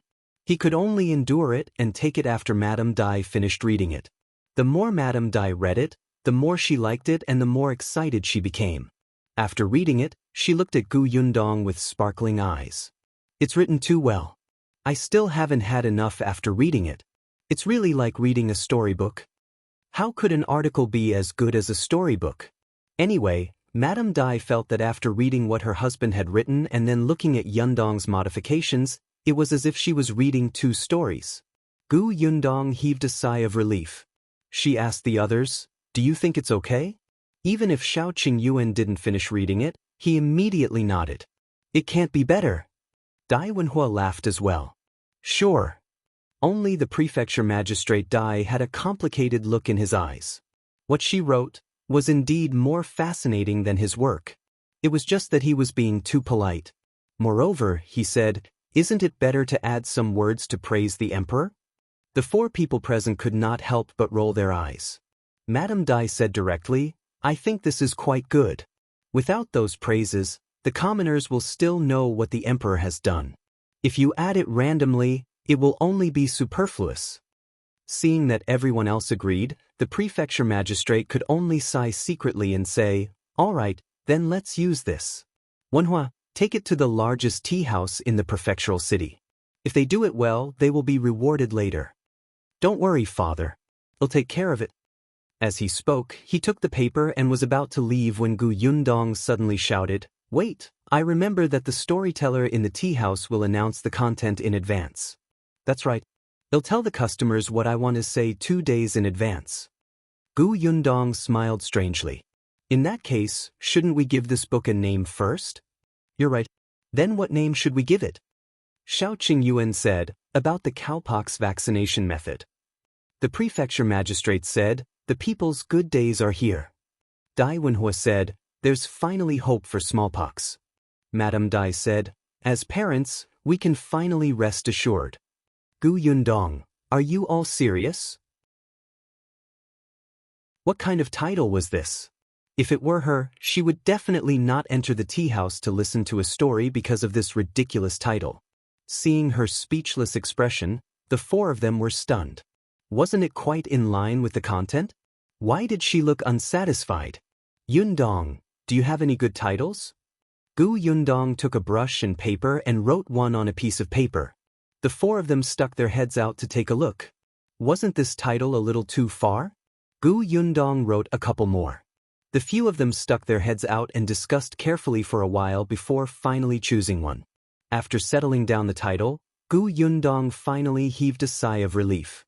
Dai Wenhua immediately left the Dai residence with a few pieces of paper. When he walked out of the door, he instantly felt that the things in his hand were worth thousands of gold. If you find any errors, ads pop up, ads redirect, broken links, non-standard content, etc., please let us know reports so we can fix it as soon as possible. Chapter 1001. Shock.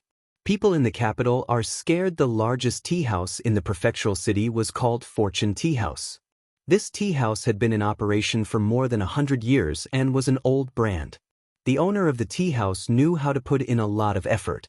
Not only were the tea leaves diverse, but there were also all kinds of snacks.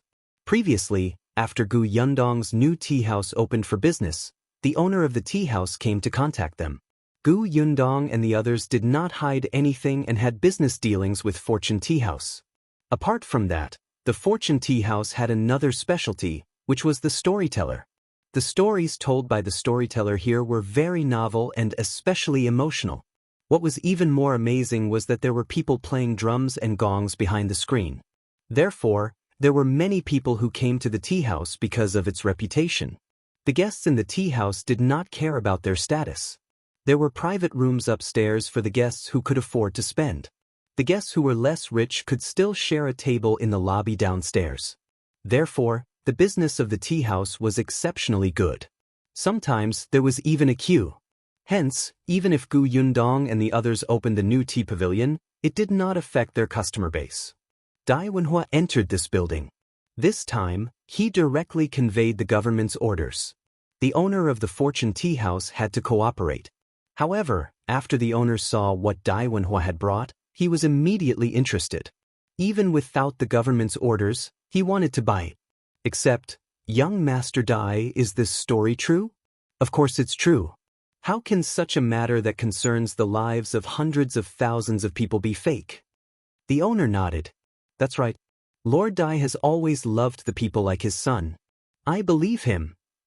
He was even slightly excited. He asked in a low voice, but are there really only a few hundred free spots in front? Can you leave a few for us? You've helped us so much. Of course. Dai Wenhua tried his best to suppress the smile on his face. Look, Shao Qingyuan was right. There was a limit to the number, so everyone was fighting to pre-order. Even the owner of the tea house, who was so knowledgeable, was so tempted, let alone others. However, this was inseparable from the good reputation his father had left behind after being an official for many years. Dai Wenhua believed that their plan would be launched soon. The owner immediately smiled. Thank you, young Master Dai. Dai Wenhua cupped his hands and left quickly. As soon as they left, the owner quickly found the storyteller and asked him to memorize the contents of these few pages. When the time came, he would definitely finish speaking without missing a word. Seeing that his boss valued it so much, the storyteller hurriedly took the few pieces of paper carefully. He asked the boss to let him stay in the private room and not leak this information. Then he went out and wrote a line of words on a sign. Then he hung it outside the door. Outside the door was the title of the story. As soon as the boss left, someone walked over to take a look. What did you say in the last 2 days? Is it the story about the scholar and the fox demon? I missed the ending yesterday. Are you still going to say the ending? I want to hear about General Wang's war. Don't argue, don't argue. Let me see. In the end, the person narrowed his eyes and looked at the headline, shock. Everyone in the capital was terrified when they found out. Everyone was speechless. What is it? The story this time seems very different. It's such a serious matter. The people in the capital are actually frightened. Wait, why do we have to wait for 6 days? If you find any errors, ads pop up, ads redirect, broken links, non-standard content, etc., please let us know reports so we can fix it as soon as possible.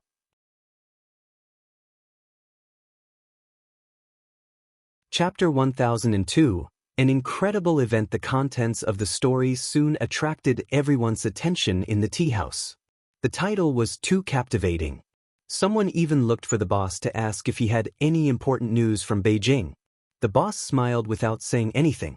He only said, "Won't you know when you come to listen in 2 days? Then tell us more about the story."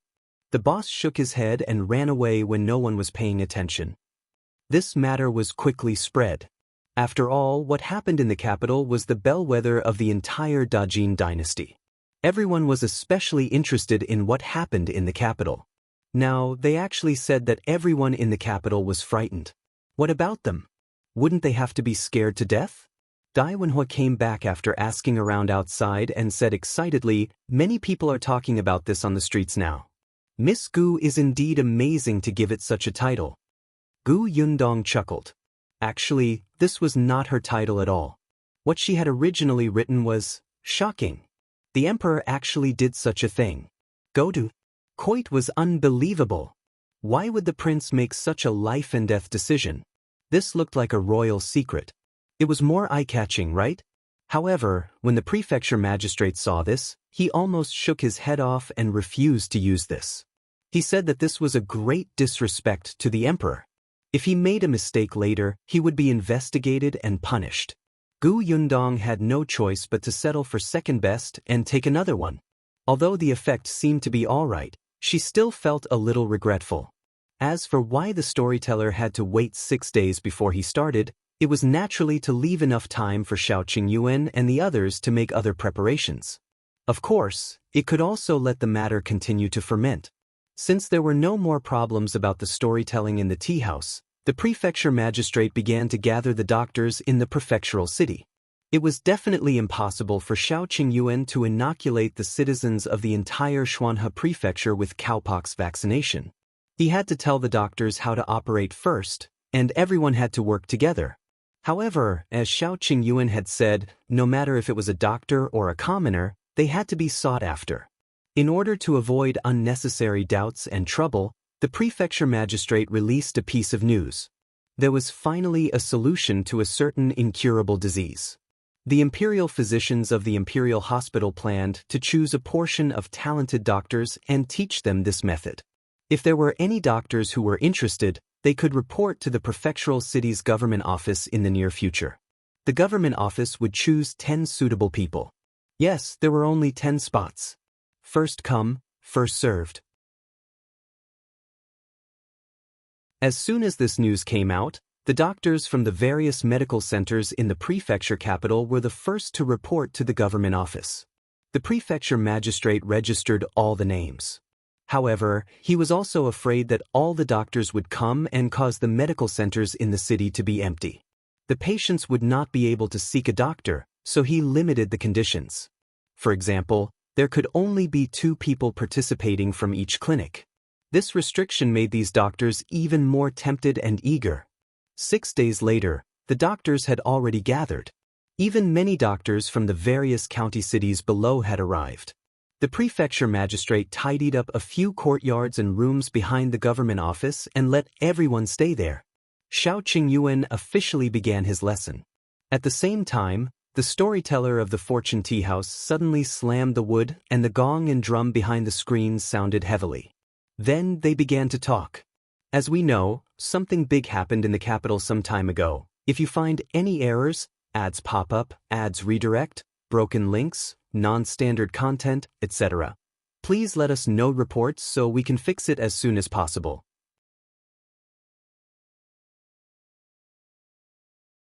Chapter 1003. This person is handsome and cool. The fortune tea house was filled with people. The private rooms upstairs were all full, and the lobby downstairs was filled with people sitting or standing. Even the windowsill at the door was filled with people. Everyone was listening to the story. It was really because the publicity this time was especially awesome. It was not only because of the shocking title, but also because Prefecture Magistrate Dai had gotten someone to secretly promote it. Hence, Fortune Tea House had an unprecedented number of customers today. The storyteller was inexplicably a little nervous, but he was experienced and quickly immersed in the story. By the way, at the end of last year, a person suddenly came to the capital. This person is young and handsome. Most importantly, he has good skills. The storyteller said mysteriously, this person is travel-worn and exhausted. After arriving in the capital, he immediately went to the residence of Imperial Physician Song, the head of the Imperial Hospital. He used all his strength to knock on Imperial Physician Song's door and fainted. Everyone, guess why this person ran to Imperial Physician Song's house? Someone immediately guessed. Why else? Of course it's because he has an incurable disease and asked Imperial Physician Song to treat him. No.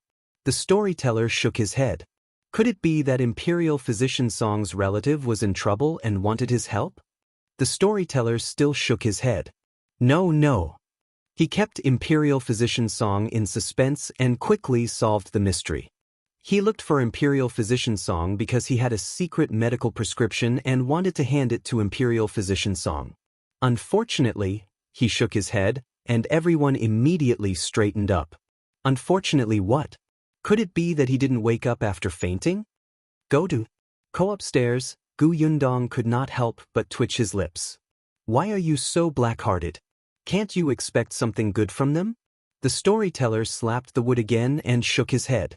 It's a pity that for a nameless commoner didn't have a visiting card or recommendation. How difficult was it to meet the head of the Imperial Hospital? The gatekeeper didn't allow anyone to enter at all. This person was chased out before he even saw Imperial Physician Song. However, he didn't give up. This medical prescription concerned thousands of commoners. Only by handing it to Imperial Physician Song could it be handed to the emperor. Only then could it be announced to the world so that no families in the world would be destroyed because of the illness.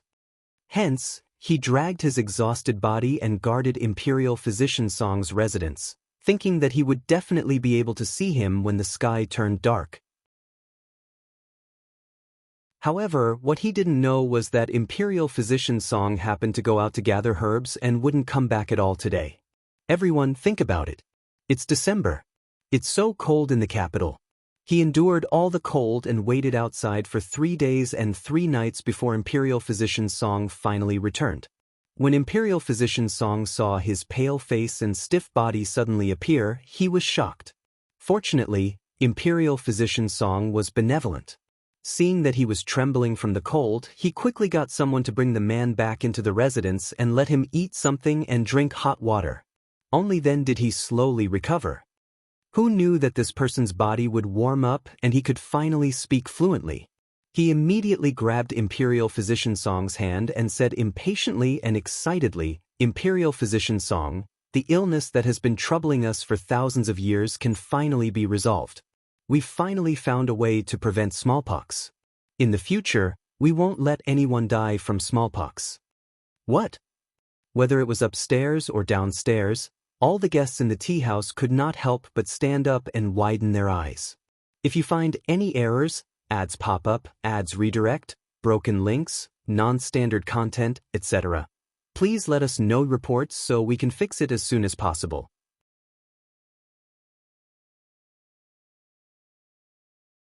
Chapter 1004. Willing to go to the 18th level of hell? What illness did you just say? Smallpox? Some people were so excited that they wanted to rush forward. Fortunately, the waiter was smart and quickly stopped them. Everyone calm down. Wait for the storyteller to finish speaking. A distinguished guest upstairs questioned, "How is that possible? Since ancient times, no one has ever found a way to treat smallpox." "You're bragging." The storyteller smiled. "This gentleman is right. Imperial Physician Song didn't believe it either. Wasn't this nonsense? How could you treat such a life and death matter just like that? Impossible." Imperial Physician Song was angry. Imperial Physician Song was furious. Imperial Physician Song wanted to chase this person out. But this person firmly swore that if he said anything false, he would go to the 18th level of hell and be dismembered by 5 horses. He would be cut into 1,000 pieces and never reincarnate. Upstairs, Gu Yundong was speechless. Did she write such a sentence? Could you not add it randomly? However, the storyteller became more and more excited as he spoke. His face turned red, and he slapped the wood in his hand. The entire Fortune Tea House fell silent. Everyone was so shocked by this oath that they didn't even dare to breathe loudly. How ruthless was this? He had sworn such a heavy oath to himself. Imperial Physician Song was shocked. When he saw how confident this person was, he thought that if what the man said was true, wouldn't it benefit the people? No one would wait for death because of smallpox anymore. How shocking would this be for the people of the world? He spoke passionately, and the people below also felt their blood boil. "Go to Ko." The storyteller paused and lowered his voice. Therefore, Imperial Physician Song was skeptical and patiently listened to him talk about the medical prescription. Unexpectedly, the more he listened, the more excited he became.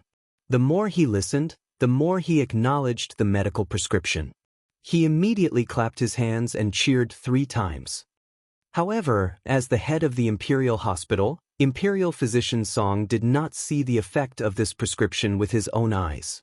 Naturally, he would not announce it to the world. He had to be responsible to the world.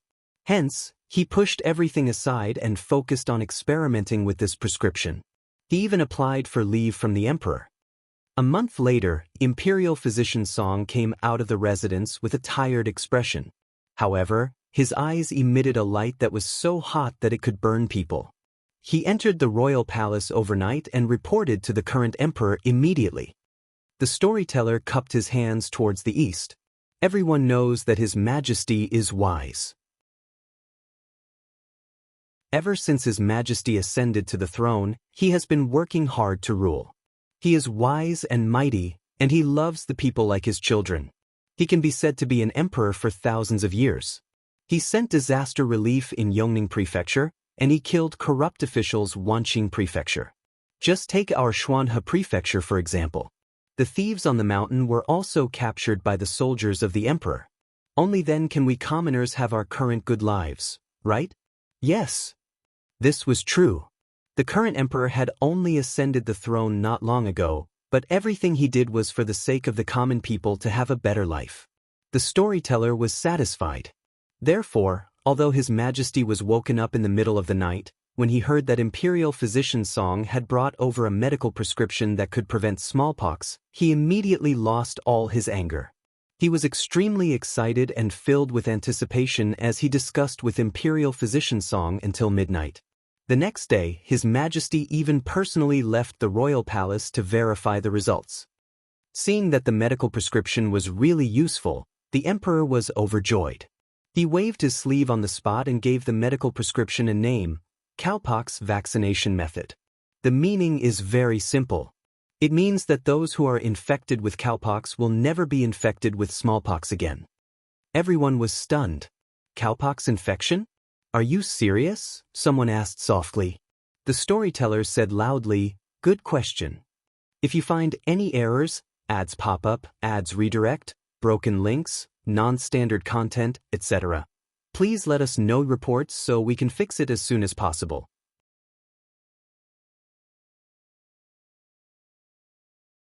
Chapter 1005. Everyone in the capital is scared. After the emperor announced the cowpox vaccination method, everyone was questioning if this vaccination method was really useful. Is it true? If it's fake, won't they lose their lives?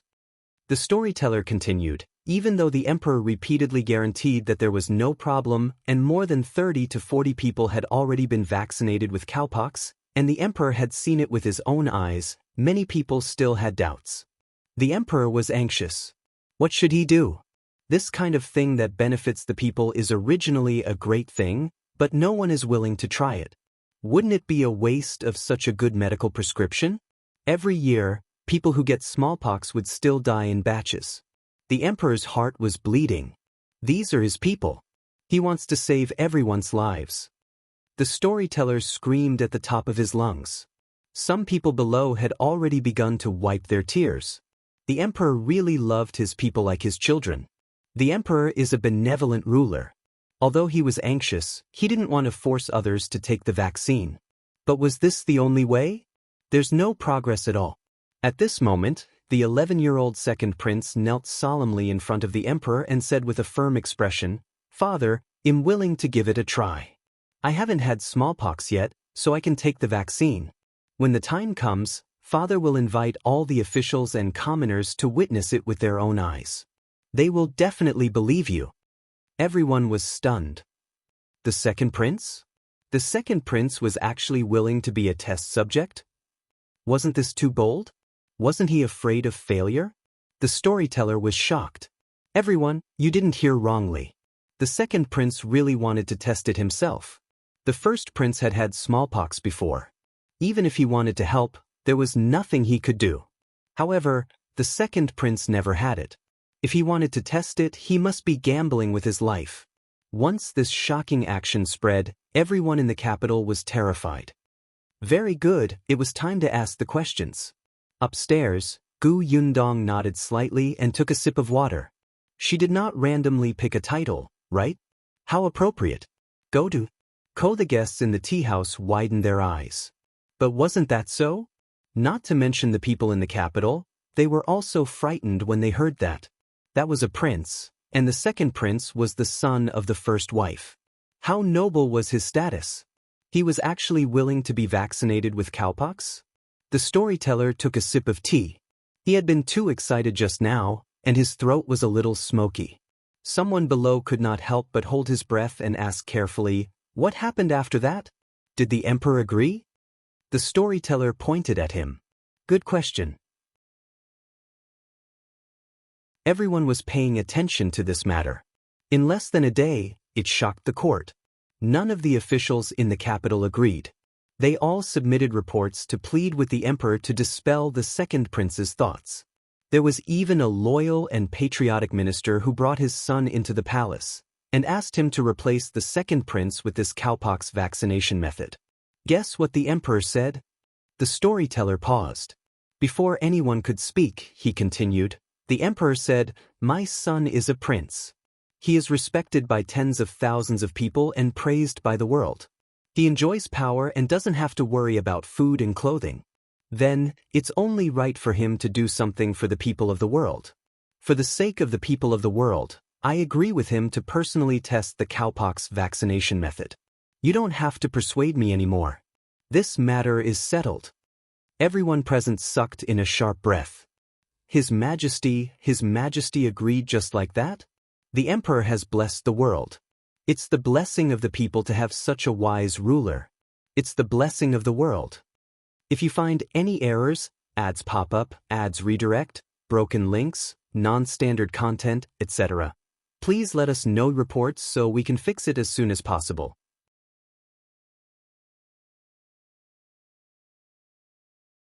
Chapter 1006. Too effective. Many people were grateful. They knelt down and shouted, "Long live the emperor! Long live the emperor!" Gu Yundong was speechless. This was too effective. Fortunately, Prefecture Magistrate Dai did not use the entire page of praise. Otherwise, these people would probably kneel while listening to the entire story. After everyone expressed their gratitude, the storyteller continued, "Everyone, for the sake of the world and to make the smallpox disappear completely and not let the common people lose their lives because of this illness, the emperor has really put in a lot of effort." Then what happened to the second prince? Someone asked anxiously. A smile instantly appeared on the storyteller's face. The cowpox vaccination method has already been confirmed by the head of the Imperial Hospital and has been approved by all the Imperial physicians. What do you think the second prince will do? He will naturally be safe and healthy. Moreover, from now on, he won't be troubled by smallpox anymore. At that moment, the entire capital was celebrating.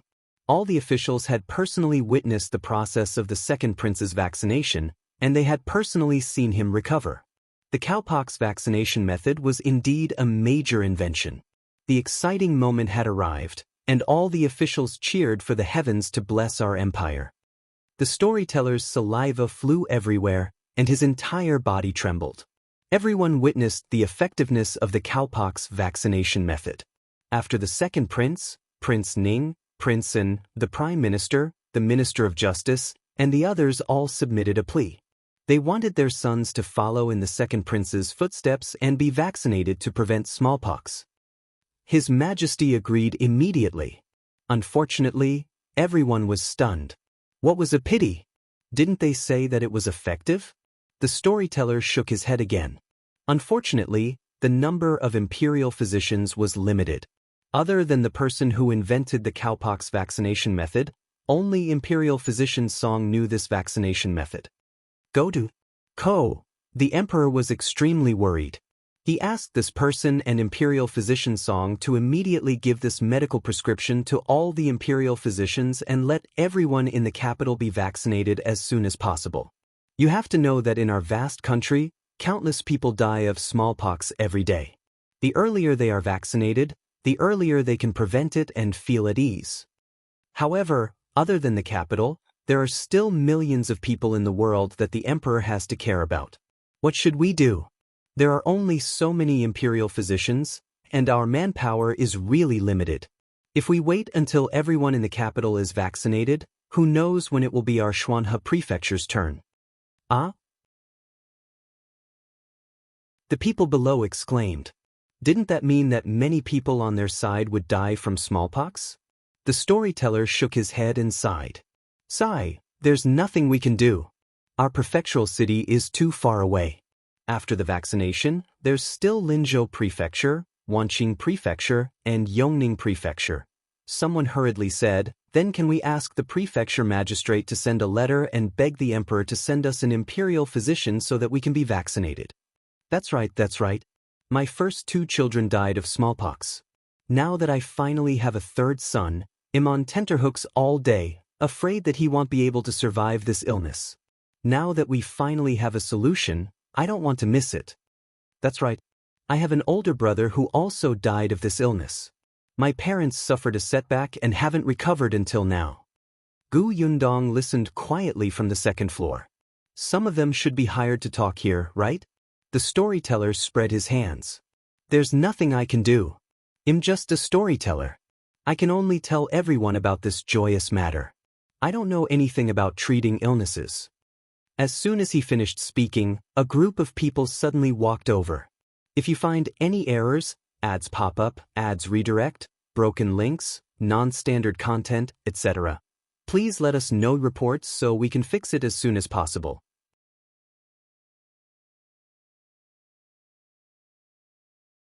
Chapter 1007. The subtext is very obvious. Someone with sharp eyes saw the person in front clearly and immediately shouted, "It's young Master Dai. That's young Master Dai." The people in the tea house turned their heads. The people at the door were close. They quickly ran to Dai Wenhua and blocked his way. Dai Wenhua was confused. He looked at the commoners who had suddenly appeared in surprise and took 2 steps back. "What's the matter?"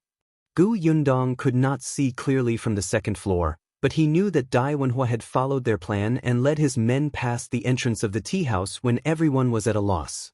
Now that the way forward was blocked, the bailiffs behind Dai Wenhua immediately looked at everyone warily and separated the crowd. Someone poked his head out and asked loudly, "Young Master Dai, there's already a medical prescription in the capital to prevent smallpox. Is this true?"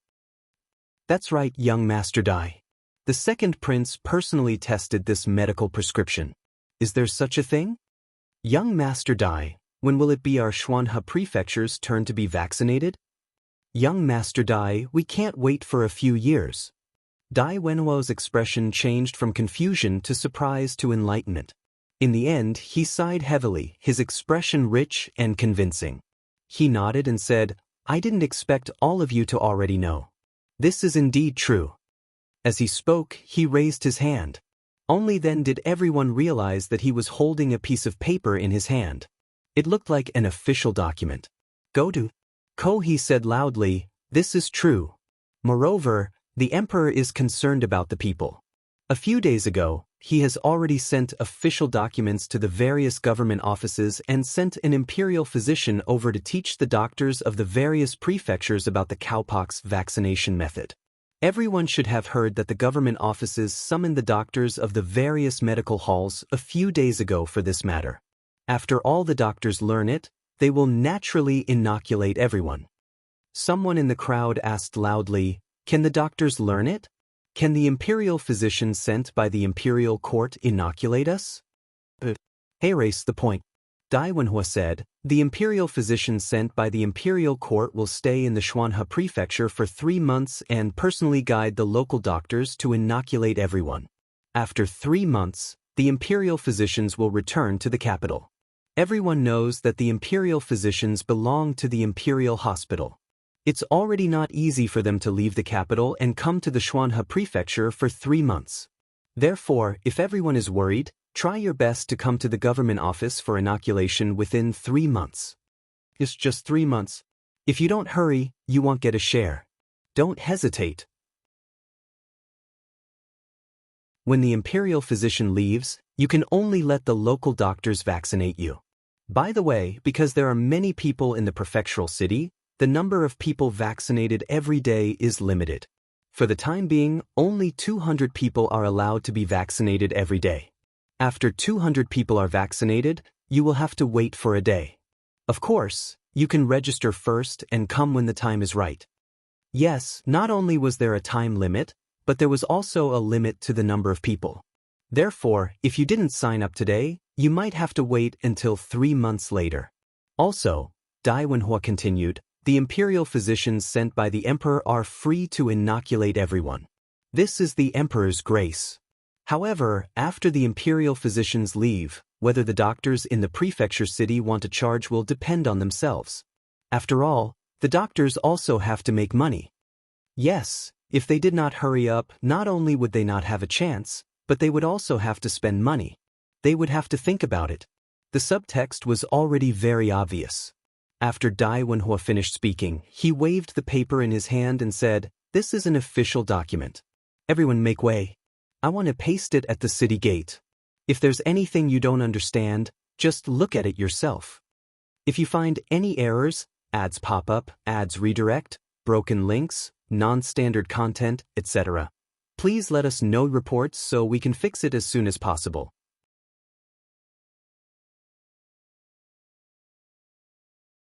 Chapter 1008. More and more people. The bailiffs separated the crowd and let Dai Wenhuo walk forward.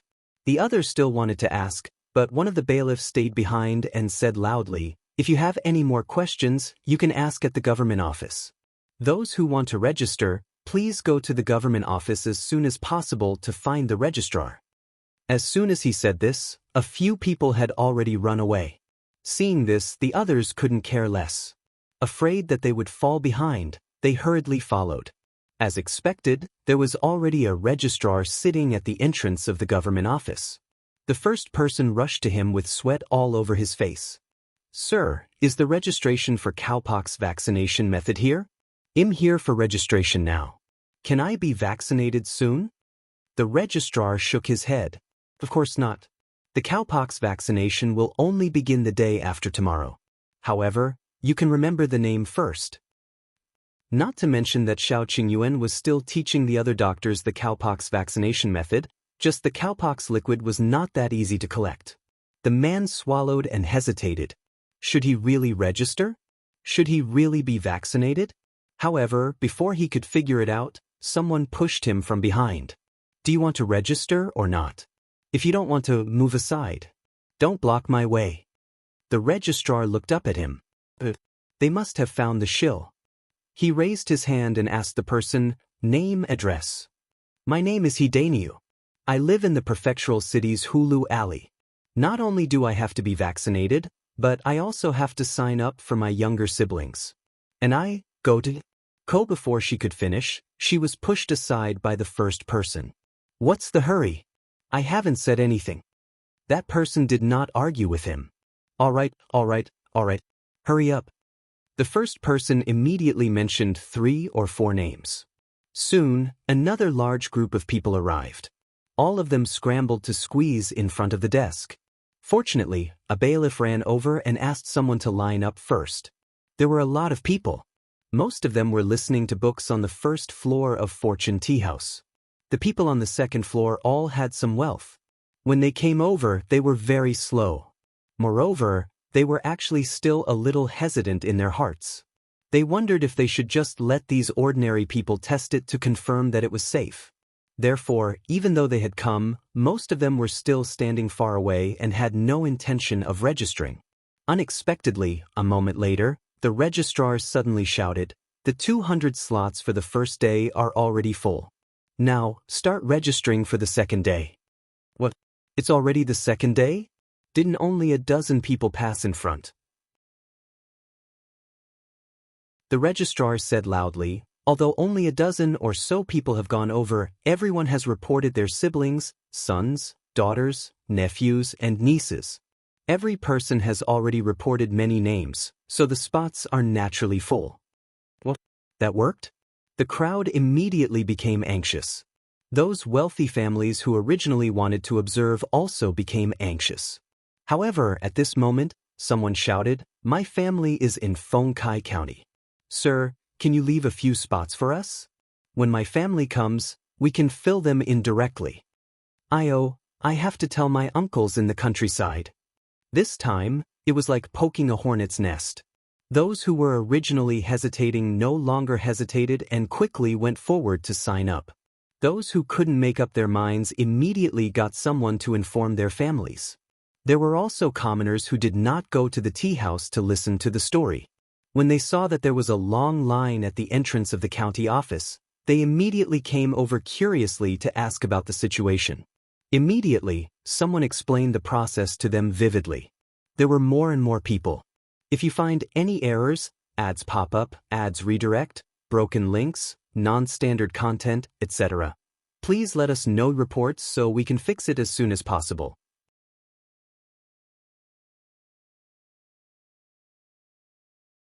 Chapter 1009. Another shocking title. Everyone in Fortune Tea House had left.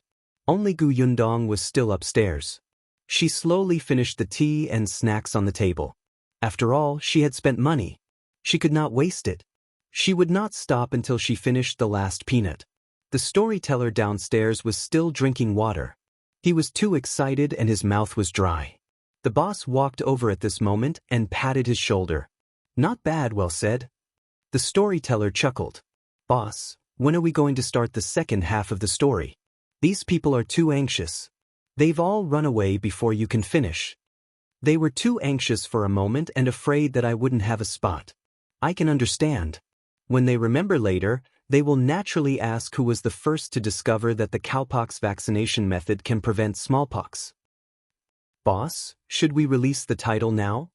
Well, release it in 2 days. Yes, I'll write it first. The boss was in high spirits. The story that young Master Dai had brought was indeed extraordinary. Even the question was especially attractive. The number of guests today was several times more than before, and this story was unique. He could repeat it 2 more times tomorrow and the day after. At that time, the storytellers in the other tea houses in the prefecture would probably memorize it and spread it everywhere. However, this story was only halfway through. How to resolve the suspense left behind would depend on the Fortune Tea House. The customers would definitely increase crazily. When the boss thought of this, he immediately rushed to write the title. Go to. After a while, Gu Yundong finally brought Tong Shuetao downstairs. When she walked behind the boss, she couldn't help but take a look. Indeed, she saw the eye-catching headline, "Oh my God! The person who invented the cowpox vaccination method was actually him." Gu Yundong coughed quietly. Why did he feel so ashamed? She waved and quickly left with Tong Shuetao. When the carriage passed by the entrance of the government office, it was indeed crowded and bustling. The news about the cowpox vaccination method was completely popular. Everyone was discussing it. The number of registrars at the entrance of the government office had also changed from 1 to 3. The queue was very long. Gu Yundong lowered the curtain and sighed slightly. I only realize now that there are so many people in our prefectural city. Today, there aren't too many people. Many people still don't know this news. Tomorrow will probably be even more lively. Tong Shuetao steered the carriage in a different direction to avoid bumping into others. However, just as she was about to leave, she suddenly saw a familiar figure squeezing through the crowd. She hurriedly pulled the reins. Miss, is that Shao Yuan? Gu Yundong took a closer look. Wasn't that so? Shao Yuan was small and was also at the back of the queue. However, there were too many people around her. Gu Yundong saw her being pushed around a few times. Her feet seemed to have been stepped on a few times. It was so painful that her face turned pale. There were also people who spoke ill of her. If not for the fact that there were bailiffs protecting the peace, she would have been thrown out. Gu Yundong paused. She immediately got off the carriage and walked towards Shao Yuan. Shao Yuan was trying her best to poke her head out. When she saw Gu Yundong walking over, she was stunned for a moment before she quickly smiled. Sister Gu, you're also queuing up? A woman behind her immediately looked at Gu Yundong warily, as if she would interfere. Gu Yundong shook her head. I'm not here to queue. Why are you here alone? Where's your mother? If you find any errors, ads pop up, ads redirect, broken links, non-standard content, etc., please let us know reports so we can fix it as soon as possible.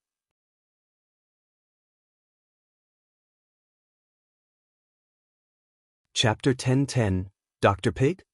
At the mention of Madame Fan, Shao Yuan looked a little sad. She said in a low voice, My mother caught a cold. When I came out to buy medicine for her, I heard someone talking about the government office, so I came to line up.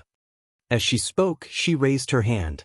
Sure enough, there was a medicine bag in her hand. However, the medicine bag was a little flat from being squeezed around. Gu Yundong waved her hand. Come out first. I'll bring you back. But Shao Yuan was very hesitant. She looked at the team in front of her and the long line of people behind her. She could not move her legs. She knew about smallpox. When she was very young, she had a close playmate who had smallpox and could not be saved. Later on, her mother told her about the seriousness of smallpox. She especially hoped that there would be medicine that could cure this illness. Now that she finally had it, she did not want to miss it. Seeing this, Tong Shuetao immediately leaned close to her ear and whispered, "Miss knows that Imperial physician from the capital. Don't worry." Shao Yuan's eyes lit up when she heard that. Only then did she come out of the team. Gu Yundong held her hand and got into the carriage. She looked at the long line and slowly exhaled. Shao Yuan had helped her before. Seeing her in such a sorry state, she naturally wouldn't sit back and do nothing. The two of them sent her home directly. Madame Fan had indeed caught a cold.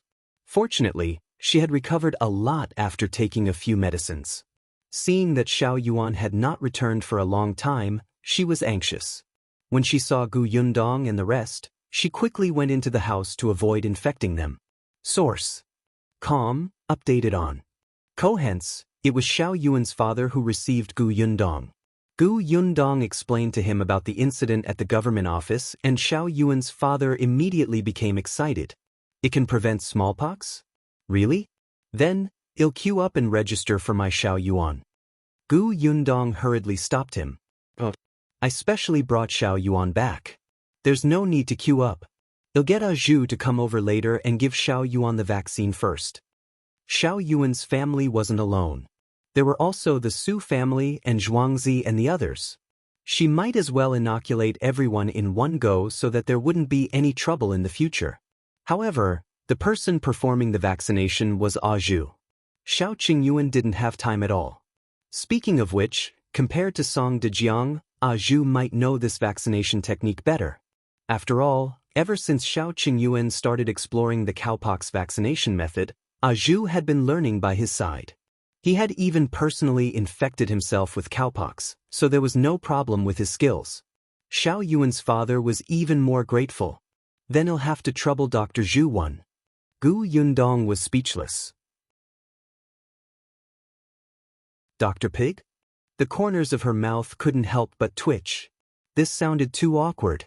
Shouldn't Zhu and the rest change their names? What were their names in the past? She had to ask later. Gu Yundong shook her head and agreed on a time for vaccination with Shao Yuan and the rest before leaving with Tong Shuetao. Unexpectedly, when she went out, she happened to see Mother Su, who lived next door. Mother Su was slightly stunned when she saw her. Then she went up to her excitedly. "Boss Gu, why are you here?" "I bumped into Shao Yuan on the way and brought her back." Gu Yundong nodded. "Aunt, I won't bother you anymore." "Well, leave first."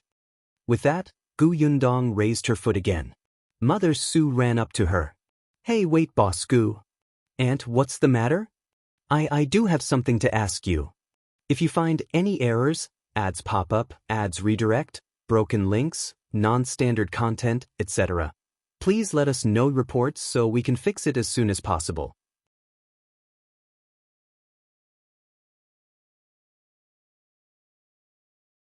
Chapter 10-11. A match made in heaven. Gu Yundong raised her eyebrows. "Sure, ask away." Mother Su looked left and right, looking like she was hesitating. Gu Yundong saw that it was still early, so she simply said, "Why don't we talk inside?" All right. Boss Gu, please come in." When she entered the Su family's house, Mother Su immediately poured her a glass of water. She was very enthusiastic. Gu Yundong had just drunk water at Shao Yuan's house.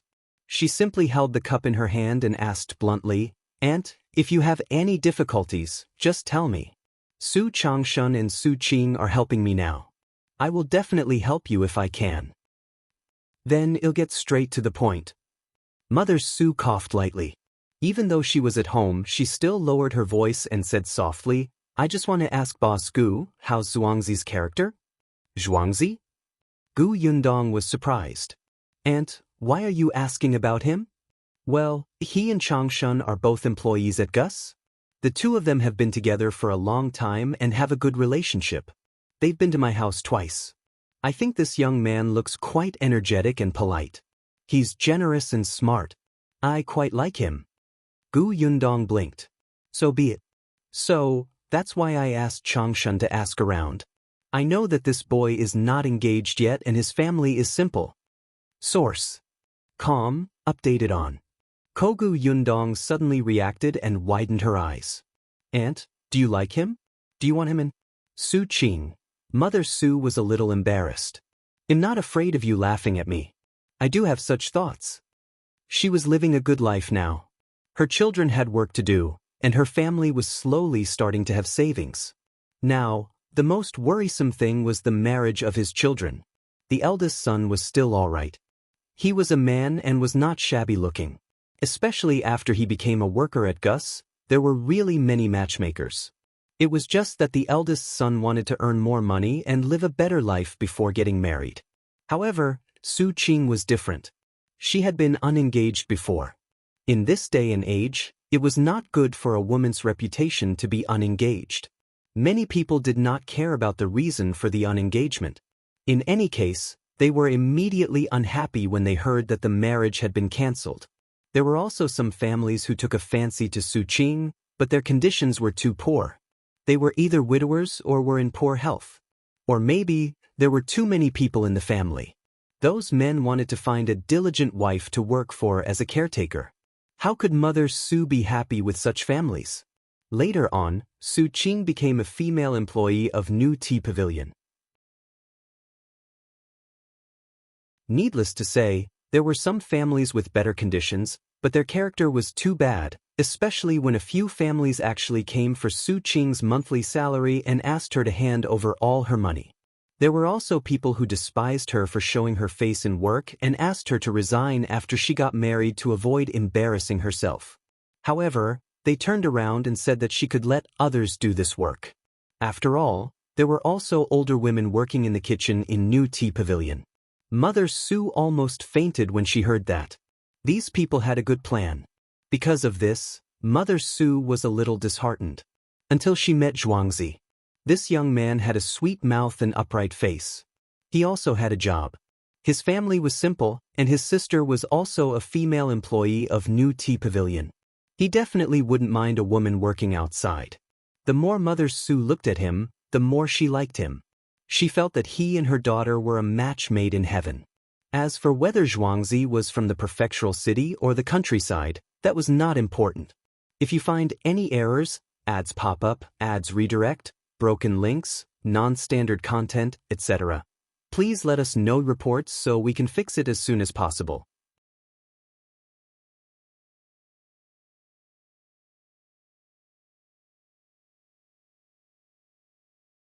After a while, she said, since Auntie thinks that Xuanhe is a good person, I'll go back and figure out his intentions. If he's interested, I'll get him to find a matchmaker to propose marriage. If he still doesn't want to get married, well, pretend that we never talked about this. What do you think? Mother Su immediately smiled and nodded. Thank you, Boss Gu. Gu Yundong waved her hand. There's no need. They're both my shop assistants. I'll be happy if something good happens to them. Just don't ask me to be a matchmaker next time, will you? She was really not good at this. Gu Yundong secretly wiped her sweat and left the Su residence with Tong Shuitao. After getting into the carriage, she collapsed inside. Tong Shuitao looked at her in surprise, paused and asked softly, Miss, are we going to Gus to look for Xuanhe? If you find any errors, ads pop up, ads redirect, broken links, non-standard content, etc., please let us know reports so we can fix it as soon as possible.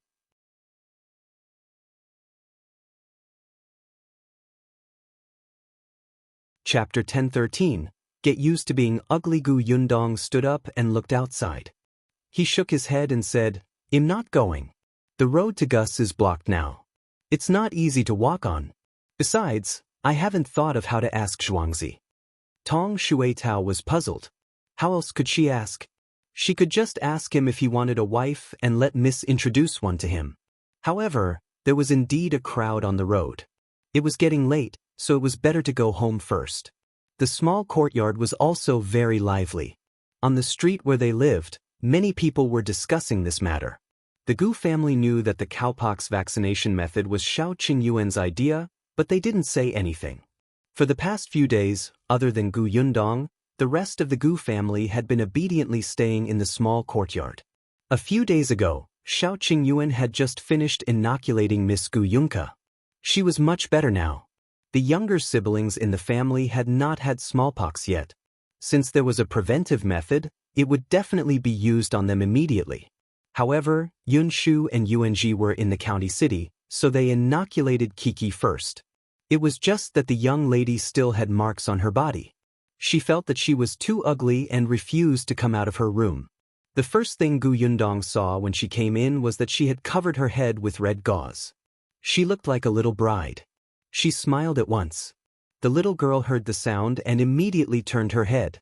"Sister, you're back? Where's Brother Shao? He won't be coming back today, but he told me that Miss Kiki's acne will be gone soon. Can you hold on for 2 more days?" "Okay." The young lady felt that she would get used to being ugly. As long as she didn't look in the mirror or the basin, she could still deceive herself. That night, Shao Qingyuan didn't return. He would probably have to stay in the government office for the next 2 days to train those doctors urgently. The entire prefectural city was just as they thought. The story of the cowpox vaccination method quickly spread in the 2nd, 3rd, and 4th tea houses. More and more people knew about this method to prevent smallpox. They learned about the great actions of the current emperor and the second prince. They also knew that there was a long queue outside the government office. The number of people registered had already lined up until a month later. Most people had the mentality of following the masses. Coupled with the fact that this was an official endorsement, the Imperial court would definitely not joke about such a matter of life and death. This cowpox vaccination method must be real. They had to take this opportunity to queue up. Not only did they record their names, but they also reported the names of the people close to them. The people of many villages outside the prefecture capital also heard the news and rushed over. There were even people from the nearby county cities who came to register. Seeing that there were more and more people, the prefecture magistrate began to get people to tell stories in the tea houses in the counties. However, the outcome was still slightly different. After all, it was impossible for the imperial physicians sent by the imperial court to go to every county city. Being able to stay in the prefectural city for 3 months was already the limit. Therefore, they changed the part where the imperial physician was staying in the prefectural city to that the doctors personally taught by the imperial physicians personally stayed in the county cities. The other 2 points, the limitation of numbers and the free consultation, were the same as in the prefecture capital. However, this was enough. Soon, there was a long queue outside the county office. Shao Qingyuan only returned to the small courtyard on the 3rd night. When he returned, it was already dark. Almost everyone in the Gu family had gone to rest. Only Gu Yundong was still sitting in the study reading the account book. If you find any errors, ads pop up, ads redirect, broken links, non-standard content, etc., please let us know reports so we can fix it as soon as possible.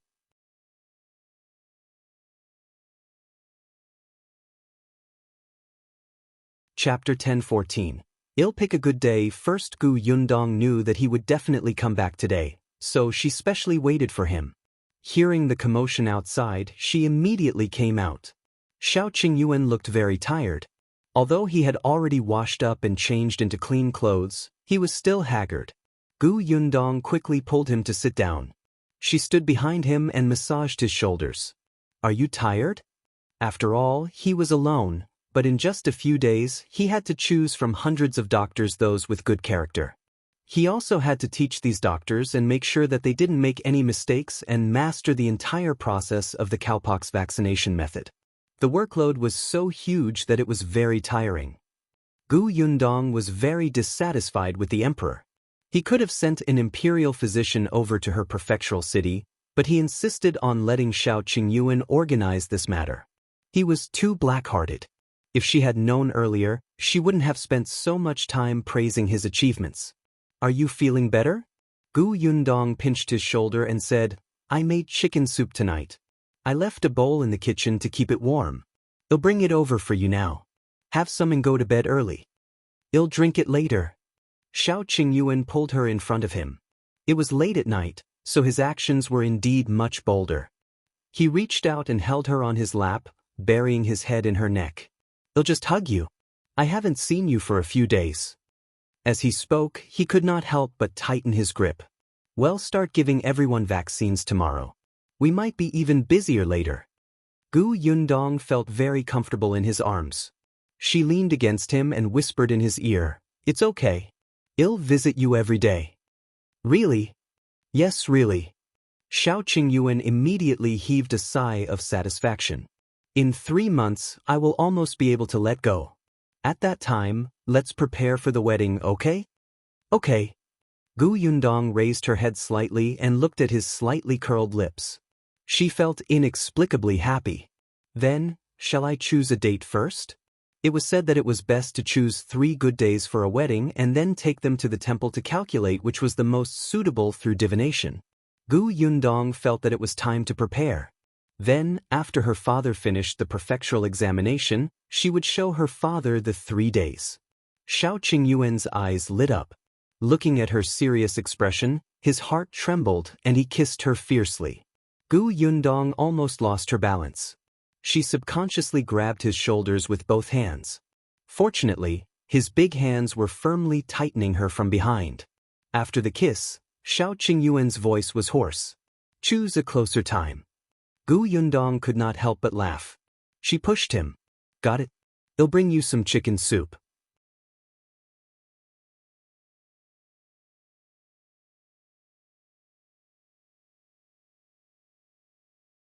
Chapter 10:15. Seeing Shao Qingyuan, this person was shopkeeper Pan. He happened to have nothing to do that day and was listening to stories in Fortune Tea House. When he heard from young Master Dai that he could register for vaccination, he rushed to the government office without a word. He was lucky enough to finally register in the last place.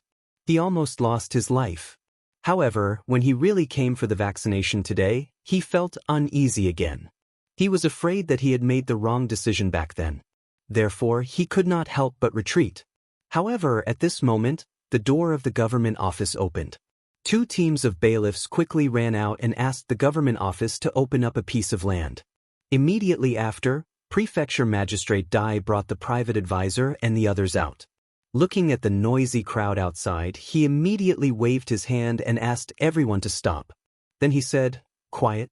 I know that everyone still has a certain amount of doubts and distrust towards the cowpox vaccination method. I guarantee that the cowpox vaccination method is indeed a medical procedure that can prevent smallpox. It has been confirmed by all the Imperial physicians in the Imperial hospital of the current dynasty. The method was named by His Majesty and personally tested by the second prince, so everyone can rest assured. After all, he was the prefecture magistrate with a good reputation and power. When everyone present heard him say these words personally, they were instantly relieved.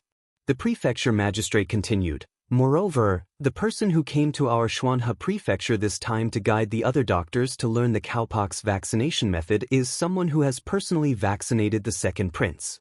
Wow, the audience was surprised, but soon became happy and excited. It was definitely not a problem if he had inoculated the second prince personally. If his medical skills were not good, the emperor would not be at ease with him personally doing it, right?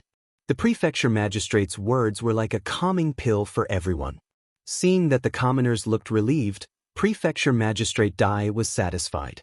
"Now, please follow Constable Wang to the Million Gold Pavilion. You will be vaccinated there." The Million Gold Pavilion was a large courtyard not far from the government office. It was once a mansion under the name of an official, but it was emptied after his house was raided. Because people said that the feng shui of this courtyard was not good and the price was not low, no one had bought it until now, so it was still owned by the government. It just so happened that there would be at least 3 months of vaccination time, and there were many commoners. It would definitely not be convenient for them to do it in the government office. After thinking about it, Prefecture Magistrate Dai got someone to clean up this Million Gold Pavilion and settle them here. As soon as he finished speaking, the private advisor had already begun to call out names. Then, Constable Wang led these people to the Million Gold Pavilion. Not only were the 200 people who were going to be vaccinated today following behind, but there were at least 1,000 people along the way. When they arrived at the Million Gold Pavilion, other than the 200 people, everyone else stopped. Then, they saw that there were already more than 100 doctors standing inside the door. Among them, there were dozens of reputable doctors in the prefecture city. Many people knew them and they were very good doctors. Seeing them, these people felt more at ease. Constable Wang quickly called out their names and led the commoners to the doctors. The rest of the people who had not had their turn waited at the side. Shopkeeper Pan had nothing to do because he was in last place. However, he still looked nervously at the people who were being vaccinated. After watching for a while, he felt uncomfortable, so he turned to look elsewhere. Shao Qingyuan.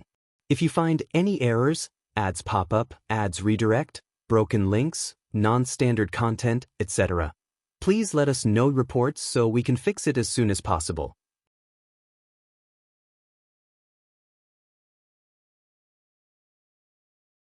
Chapter 1016. He's the Imperial Physician? Impossible. Shao Qingyuan had just parted ways with Gu Yundong at the door. He did not let her enter the Million Gold Pavilion.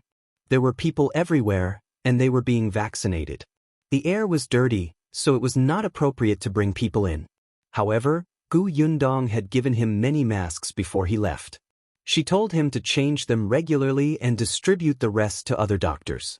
It was more or less beneficial. After Shao Qingyuan took the masks, he asked her to go back and do her work. After watching Gu Yundong leave with his own eyes, he turned around and entered the Million Gold Pavilion. At this moment, he was giving masks to these doctors who were preparing, so he did not have time to put one on himself. The doctors had also come into contact with the epidemic in the past. At that time, they would cover their mouths and noses with a cloth. Now that they saw what Shao Qingyuan had brought over, they still found it very novel. The mask was really thin and dry. With 2 straps tied behind her ears, it would not fall off easily even if they ran. It was too convenient. All of them immediately thanked Shao Qingyuan for his good intentions. After interacting with Shao Qingyuan for the past few days, they increasingly felt that not only was this young man extremely talented in medicine, but he was also a person who did not hide anything. When they asked him about the methods of the imperial physicians in the capital to deal with illnesses, he would tell them frankly. Moreover, he was very cautious and meticulous. In the past few days, other than listening to the process of the cowpox vaccination, they had also personally gone to the death cell to take over those criminals who had committed capital crimes. At that time, Shao Qingyuan had stood at the side and personally guided them. Therefore, everyone had experience. They were not afraid in front of these commoners at all. The masks in Shao Qingyuan's hand were quickly distributed. The one in his hand was personally made by Gu Yundong. He took it and looked at it. A second before he put it on, Shopkeeper Pan happened to look over and saw him. Shopkeeper Pan was stunned. He was too familiar with Shao Qingyuan. Not only had this person caused him to lose face, but he had also suffered a prison sentence. Now that his life was getting worse, even if he turned to dust, Shopkeeper Pan would still be able to recognize him. But how did this person appear here? Looking at his face, he had the same thing as the other doctors. Could he be a doctor too? But how was that possible? Shopkeeper Pan was puzzled, but he had learned from his mistakes. Instead of rushing forward, he carefully observed. Then, he realized that Shao Qingyuan did not personally inoculate people. However, he shuttled between the doctors and guided them in the inoculation method. He looked like, right, it was as if he was the boss. It was as if he was the imperial physician from the capital who had specially come to the prefectural city to teach these doctors the vaccination method. How was this possible? He was just a brat from the countryside. How could he have such ability? Shopkeeper Pan's heart was filled with anger and excitement. He had to expose him. However, to be on the safe side, Shopkeeper Pan suppressed his impulse and quietly walked to the side of an old doctor who seemed to have a good temper.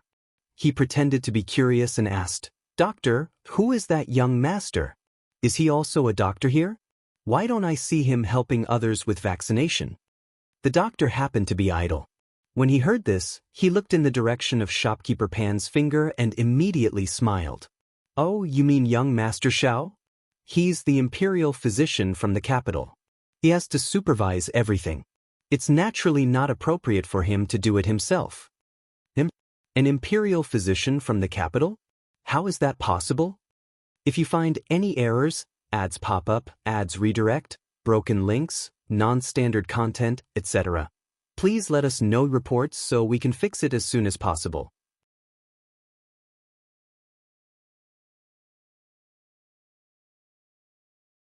Chapter 10:17. He wants to expose him. Shopkeeper Pan suddenly stood up. Although he already had a guess in his heart, he still shouted in shock. His voice was a little loud and instantly attracted everyone's attention in the hall. The doctor who had just answered his question was immediately displeased. "What are you shouting about? Why can't young Master Shao be an imperial physician from the capital?" But he, Shopkeeper Pan pointed at Shao Qingyuan, but his mind was racing. He knew that Shao Qingyuan was from Fengkai County. He also knew that the guy was a poor kid from the countryside. For dozens of copper coins a day, the guy worked in his shop and let him order him around. The guy didn't even have decent clothes on him. He ate dry steamed buns and didn't have any relatives. How could someone like him be an imperial physician from the capital? This was a liar.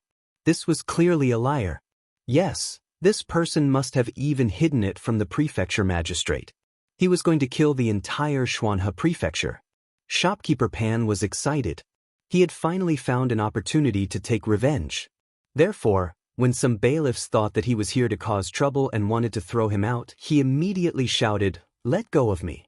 Let me tell you, he's not an imperial physician from the capital. He's a liar. Really, I've seen him before. He's just a penniless and ruthless poor boy. How can he be an imperial physician who saves the world?" Everyone present was stunned. Even the bailiffs stopped moving. Shao Qingyuan looked at Shopkeeper Pan with a trace of confusion in his eyes. Curious. Who is this person? Do I know him? Have I seen him? Shopkeeper Pan was even angrier when he saw his expression. Great, he still pretended not to know him. Although almost 2 years had passed, she had humiliated and bullied him back then. How could this brat not remember him? Shopkeeper Pan broke free from the constable's hand and suddenly ran in front of him. He sneered and said, "Don't pretend. Let me tell you, I definitely won't let you do anything to harm the commoners of our Xuanhe Prefecture." He spoke especially righteously. If he exposed Shao Qingyuan's true colors in front of everyone, the Prefecture Magistrate would definitely look at him in a different light. All the citizens of the Xuanhe Prefecture would be grateful that he had saved their lives. At that time, everything he had lost in the past would come back. Just thinking about it made Shopkeeper Pan tremble with excitement. He asked Shao Qingyuan loudly, "Let me ask you, are you from Fengkai County? Is your name Shao Qingyuan?" "Yes, so what?" Shao Qingyuan narrowed his eyes slightly. Shopkeeper Pan snorted and said to everyone, "Did everyone hear that? He's from Fengkai County. He's not an imperial physician from the capital at all. He's a liar who came to harm everyone." The people present exclaimed and stood up one after another to take a step back. The person who had just received the vaccination was about to cry. He grabbed the doctor in front of him in fear and asked him to save him. The scene became chaotic, and cries and shouts kept intertwining. Constable Wang frowned and suddenly shouted, "Quiet! Anyone who makes any more noise will be thrown out." The hall instantly fell silent, but everyone looked at Shao Qingyuan with hatred in their eyes. Shopkeeper Pan was instantly smug, but Shao Qingyuan looked at him as if he was a fool. After a while, he took out something from his pocket and asked him, "Do you know what this is? If you find any errors, ads pop up, ads redirect, broken links, non-standard content, etc., please let us know reports so we can fix it as soon as possible."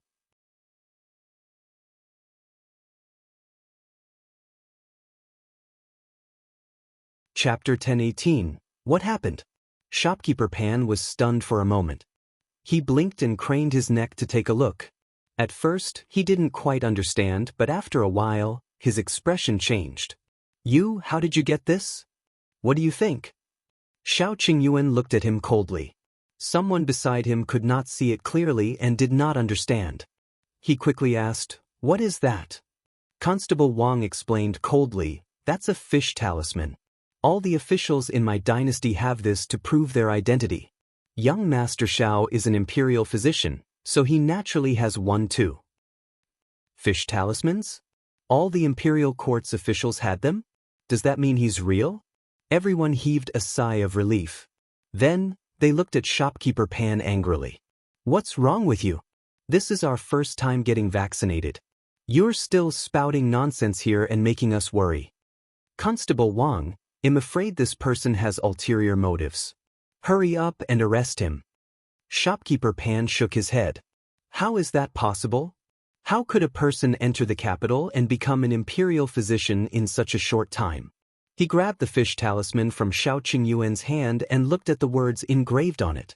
His name and address were all there, and they were all correct? But Shao Qingyuan took the fish talisman. Get lost. Shopkeeper Pan subconsciously took a small step back.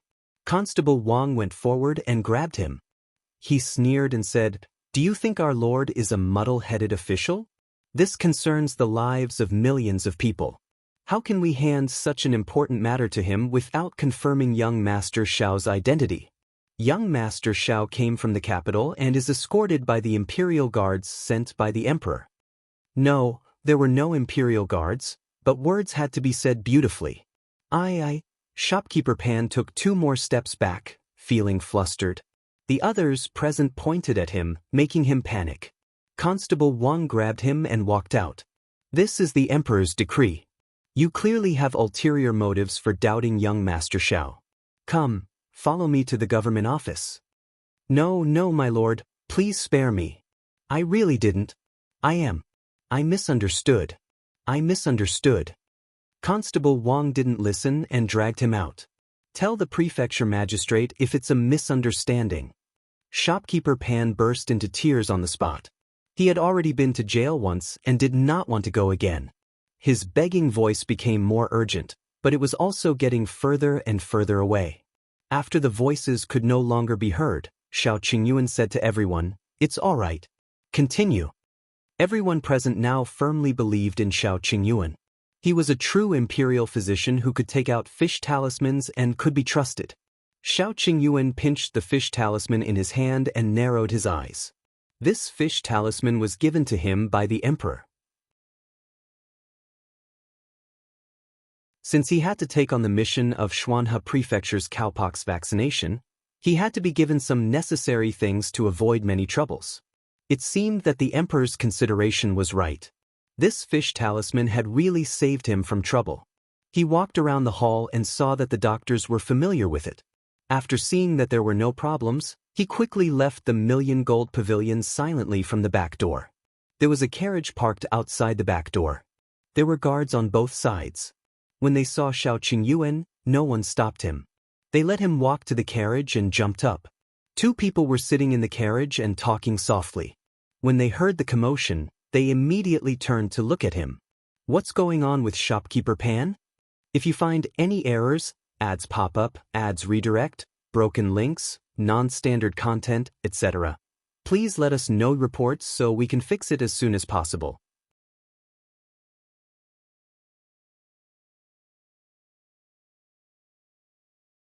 Chapter 1019, Found Money? The person who spoke was Qingyuan, who should have stayed in the county city. Shao Qingyuan frowned and said, "It should be someone who knew me in the past. I don't remember him." The Prefecture Magistrate waved his hand. "I've already sent someone to investigate. Do you think he's the person who will sabotage the cowpox vaccination?" "It doesn't seem like it." Qingyuan lowered his eyes and pondered. If someone really wanted to cause trouble during this vaccination, they shouldn't have found such a person. He looks a little like a fool. Shao Qingyuan agreed with this. "It's not him, but after Shopkeeper Pan's commotion, I realized that someone's behavior is very strange." "Who is it?" Qingyuan asked anxiously. The vaccination this time was too big. It was very likely that someone would make a big fuss, especially in the Xuanhe Prefecture and Fengkai County. Qingyuan had stayed in Fengkai County for a few years with the Emperor's secret mission. It could be seen that Fengkai County was hiding a huge secret. Unfortunately, although they had already found out about the Tao father and son, the Tao father and son were not important figures. Qingyuan had to find out all the ferocious beasts hidden in the county prefectural city. Therefore, this time, other than asking Shao Qingyuan to tell Qingyuan about the cowpox vaccination mission, the Emperor also gave him a secret decree to pay attention to the person who secretly attacked him. Even though Shao Qingyuan and Gu Yundong did not want to participate in these things, but Ever since Gu Yundong handed the cowpox vaccination method to Qin Wenjing, many things were no longer under their control. Could Shao Qingyuan refuse to help the emperor? Therefore, even though Gu Yundong and Shao Qingyuan did not want to be involved in these matters, they had no choice. The only thing they could do now was to resolve the matter as soon as possible so that they could live their lives comfortably. There was a short man who was about 20 years old. He was very strange, Shao Qingyuan said. At that time, shopkeeper Pan bumped into him. He seemed to be holding something in his hand, but after he was hit, he immediately hid it in his sleeve. Qin Wenjing and Prefecture Magistrate Dai looked at each other. In that case, do we have to thank shopkeeper Pan? Shao Qingyuan, do whatever you want. He alighted from the carriage. Next was Qin Wenjing and the Prefecture Magistrate's business.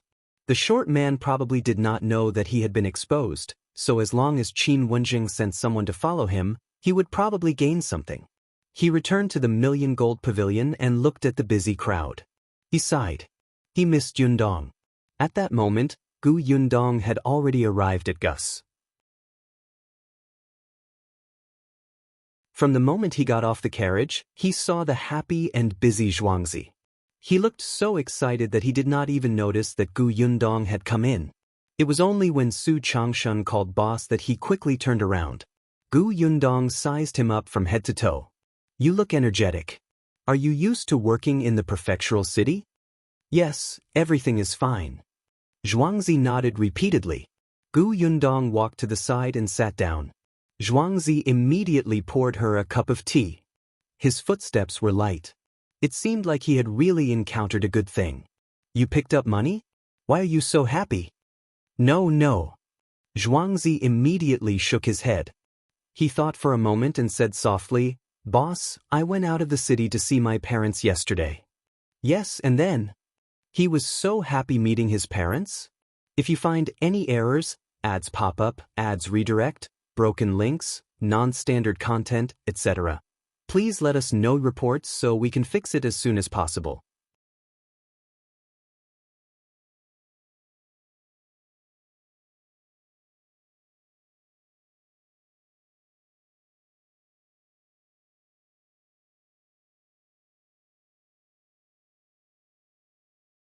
Chapter 1021. I'll secretly show him. Xuanhe chuckled again. Boss, you know a lot of people. Let me see if there's a girl suitable for me. Let me think. Gu Yundong frowned and seemed to ponder carefully for a while. After a while, he suddenly looked up. There really is a very good girl. Xuanze's eyes lit up. He automatically sat down on the chair beside her and eagerly handed her a cup of tea. Really? Which girl? Boss, tell me quickly. This was Gu Yundong's first time trying to matchmake someone. She was afraid that if he did not say it well, someone would mess it up. For some reason, he was a little nervous. You've seen Su Changshun's sister, right? Xuanze blinked, then blinked again, looking confused. He has a sister? He had only seen Changshun's mother.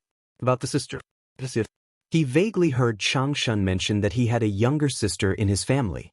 However, he had never seen her before.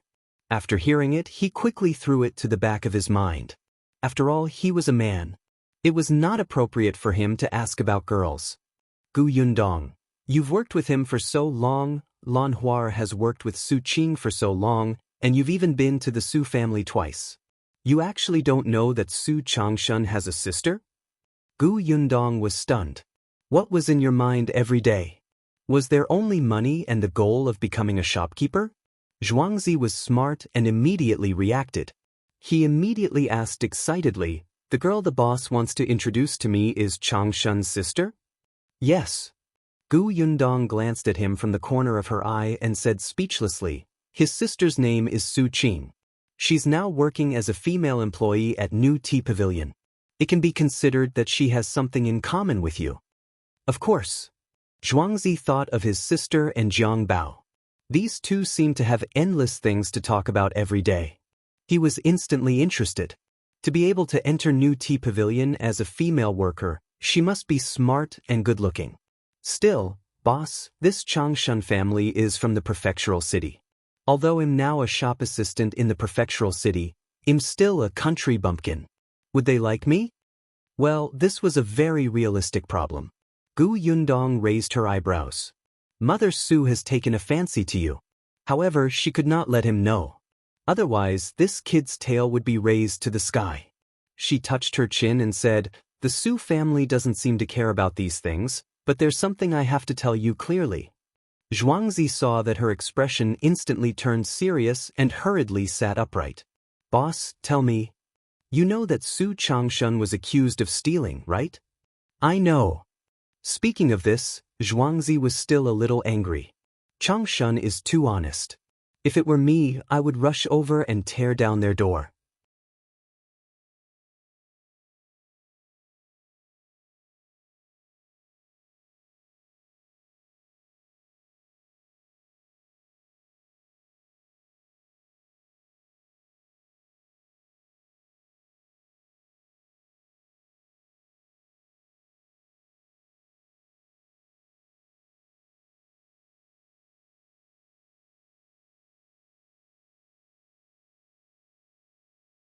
Chapter 1024. I want to be surnamed Shao, Miss. Actually, we're following Young Master now. Young Master treats us as his family. Previously, we've also thought about whether we can follow Young Master's surname. We're just afraid that we'll climb up Young Master's social ladder. They used to have parents and brothers, and they even had a good relationship. However, ever since their parents were gone, it was as if they were the only ones left in the world. What family, clansmen and friends, other than hitting them when they were down, who had reached out to them? The four of them only had each other. They were each other's family and friends. It was only when they met Shao Qingyuan and Gu Yundong that they gradually felt a sense of belonging. However, they had never thought of changing back to their original names. They even vaguely rejected it. Gu Yundong understood and immediately smiled. "What does it matter? I'll make the decision. Your surname will be Shao. However, you can think about your names yourself. We'll confirm it later when Brother Shao is free." The three of them were instantly happy. There was a hint of excitement on their faces. "Really?" "Yes." Gu Yundong nodded heavily. Actually, before Shao Qingyuan met her, wasn't he also alone? This was quite good. Jiang Bao was also happy for them. Seeing that the atmosphere was good, he immediately waved his hand and said, "I'm here to give you names.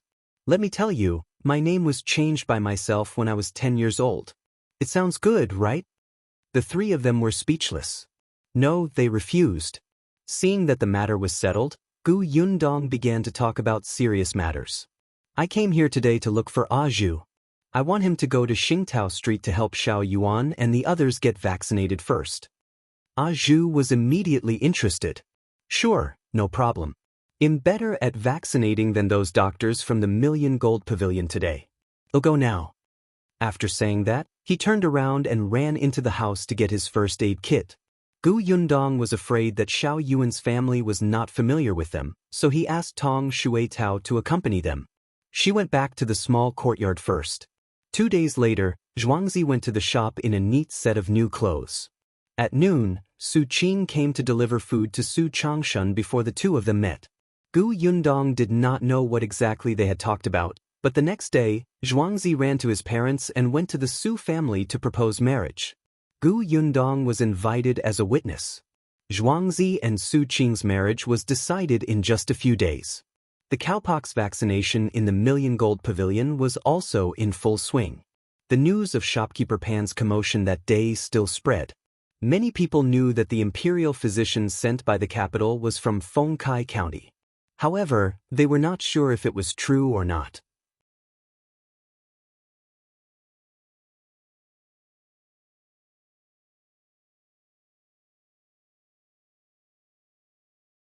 Chapter 1025. Various versions of rumors. Just as the Gu family was about to eat dinner, there was a knock on the door of the small courtyard. Lu Xing was busy. Gu Dafeng went to open the door and was stunned when she saw the people outside. Why are you here?" When Gu Yundong heard the sound, she quickly got up and walked out. She was also surprised to see the person at the door. "Uncle Chen?" It was the village chief of Yongfu village, Qin Liang. Behind him were the other villagers. There were men and women. Including Qin Liang, there were a total of 8 people. Coupled with Qin Jinbao, who had brought them here, the front of the courtyard was filled with people. The group of people looked travel-worn. Gu Yundong quickly stepped aside. Have you just arrived at the prefectural city? Come in first. We can talk later. Chen Liang wiped his face. All right, sorry to disturb you. Gu Yundong led the group into the central room. Gu Dajiang also came out and poured them sugar water. The group of people took a big sip.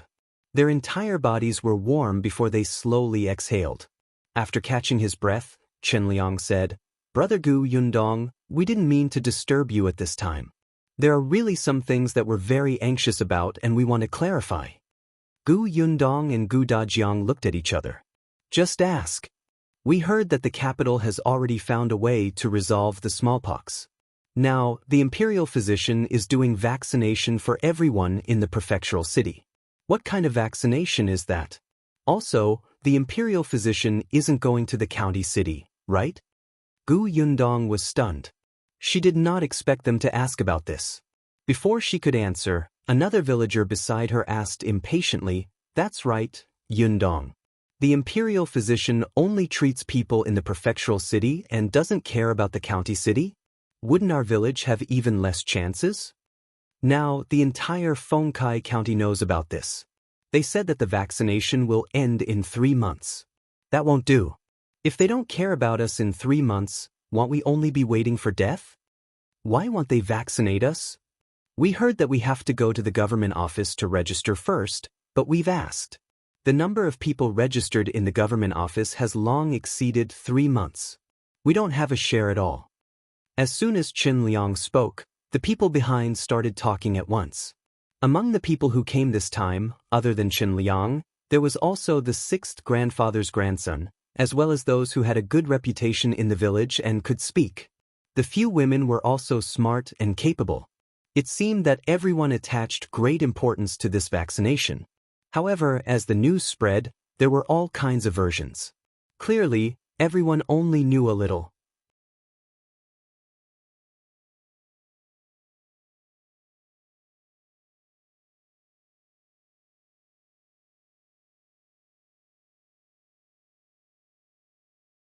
I'll go with you to Fortune Tea House tomorrow. Gu Yundong hurriedly asked, It's already so late. You haven't eaten yet, right? I'll get the kitchen to prepare a few more dishes. You can leave after eating. We've already brought some dry food. We've already eaten on the way. There's no need to trouble you. Go ahead and do your work. There's no need to send us off. Chen Liang was also very embarrassed to have come just in time for dinner. However, he had no choice. He was not the only one who could not wait. The others were the same, especially when they passed by the government office. They realized that there were many people waiting outside in the middle of the night. Then where are you staying at night? Gu Dajiang asked. Chen Liang said, When we entered the city, we happened to meet Feng Danning and asked him to help book 2 large bunks in the inn. There's a place to stay. Feng Danning's business was very good now. When he came to the prefectural city last year, he also brought his wife and children over. Now that he had rented a small courtyard in the prefectural city, his days were getting better. If you find any errors, ads pop up, ads redirect, broken links, non-standard content, etc., please let us know reports so we can fix it as soon as possible.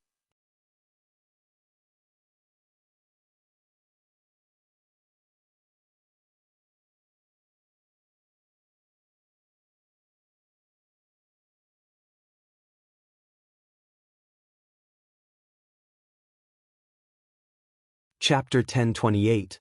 Bringing them for storytelling. Qin Jinbao was a little proud. After all, Gu Yundong was his boss now, right? It's not just her family. Ever since she came, how many people in Yongfu village have been living a good life? In the past, everyone had to go to the city to find work in the winter. Not to mention that it was difficult to find work. Even if they found it, they would work hard for 2 months. That salary wouldn't even be enough to bring them home for the new year. Now, many people are envious of our village.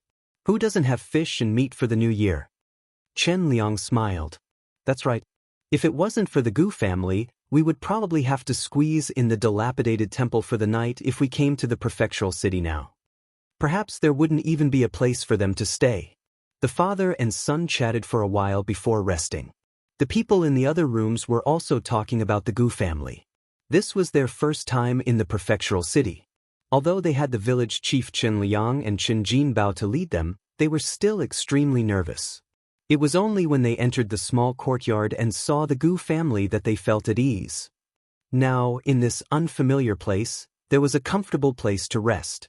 It was better than anything to be able to sleep peacefully. The Gu family, on the other hand, was still the same. They rested early after dinner. The next day, Gu Yundong brought Madame Yang and Yunke out. The marks on the little girl's body were gone. These days, she had been staying in her room and had not even gone out of the courtyard. She was bored to death. Gu Yundong wanted to take her out to relax and listen to some books. Gu Dajiang was going to the academy, Gu Dafeng was going to the market, and Bianhan was going to carve, so only the three of them and Tong Shuitao went out. The group of them went to Gus first. When they arrived, the others were already there. At this moment, they were about to help organize the goods when Zhuangzi chased them to the backyard. We're already familiar with the job. We won't find the goods if you guys are moving them around. Go to the backyard and rest. Don't stay here and get in the way. The shop is only so big. There are so many of you. Chen Liang patted him. You brat. However, he still brought his people to the backyard. Gu Yundong went straight to the backyard to look for them. Seeing that they could not stay idle and were helping to clean the backyard and wipe the tables, he could not help but laugh. Uncle Chin, have you eaten breakfast? They've all eaten. Jinbao said that there's a bun shop over there. We each bought 2 big buns.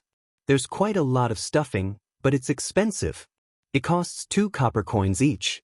In our county city, it only costs 1 copper coin.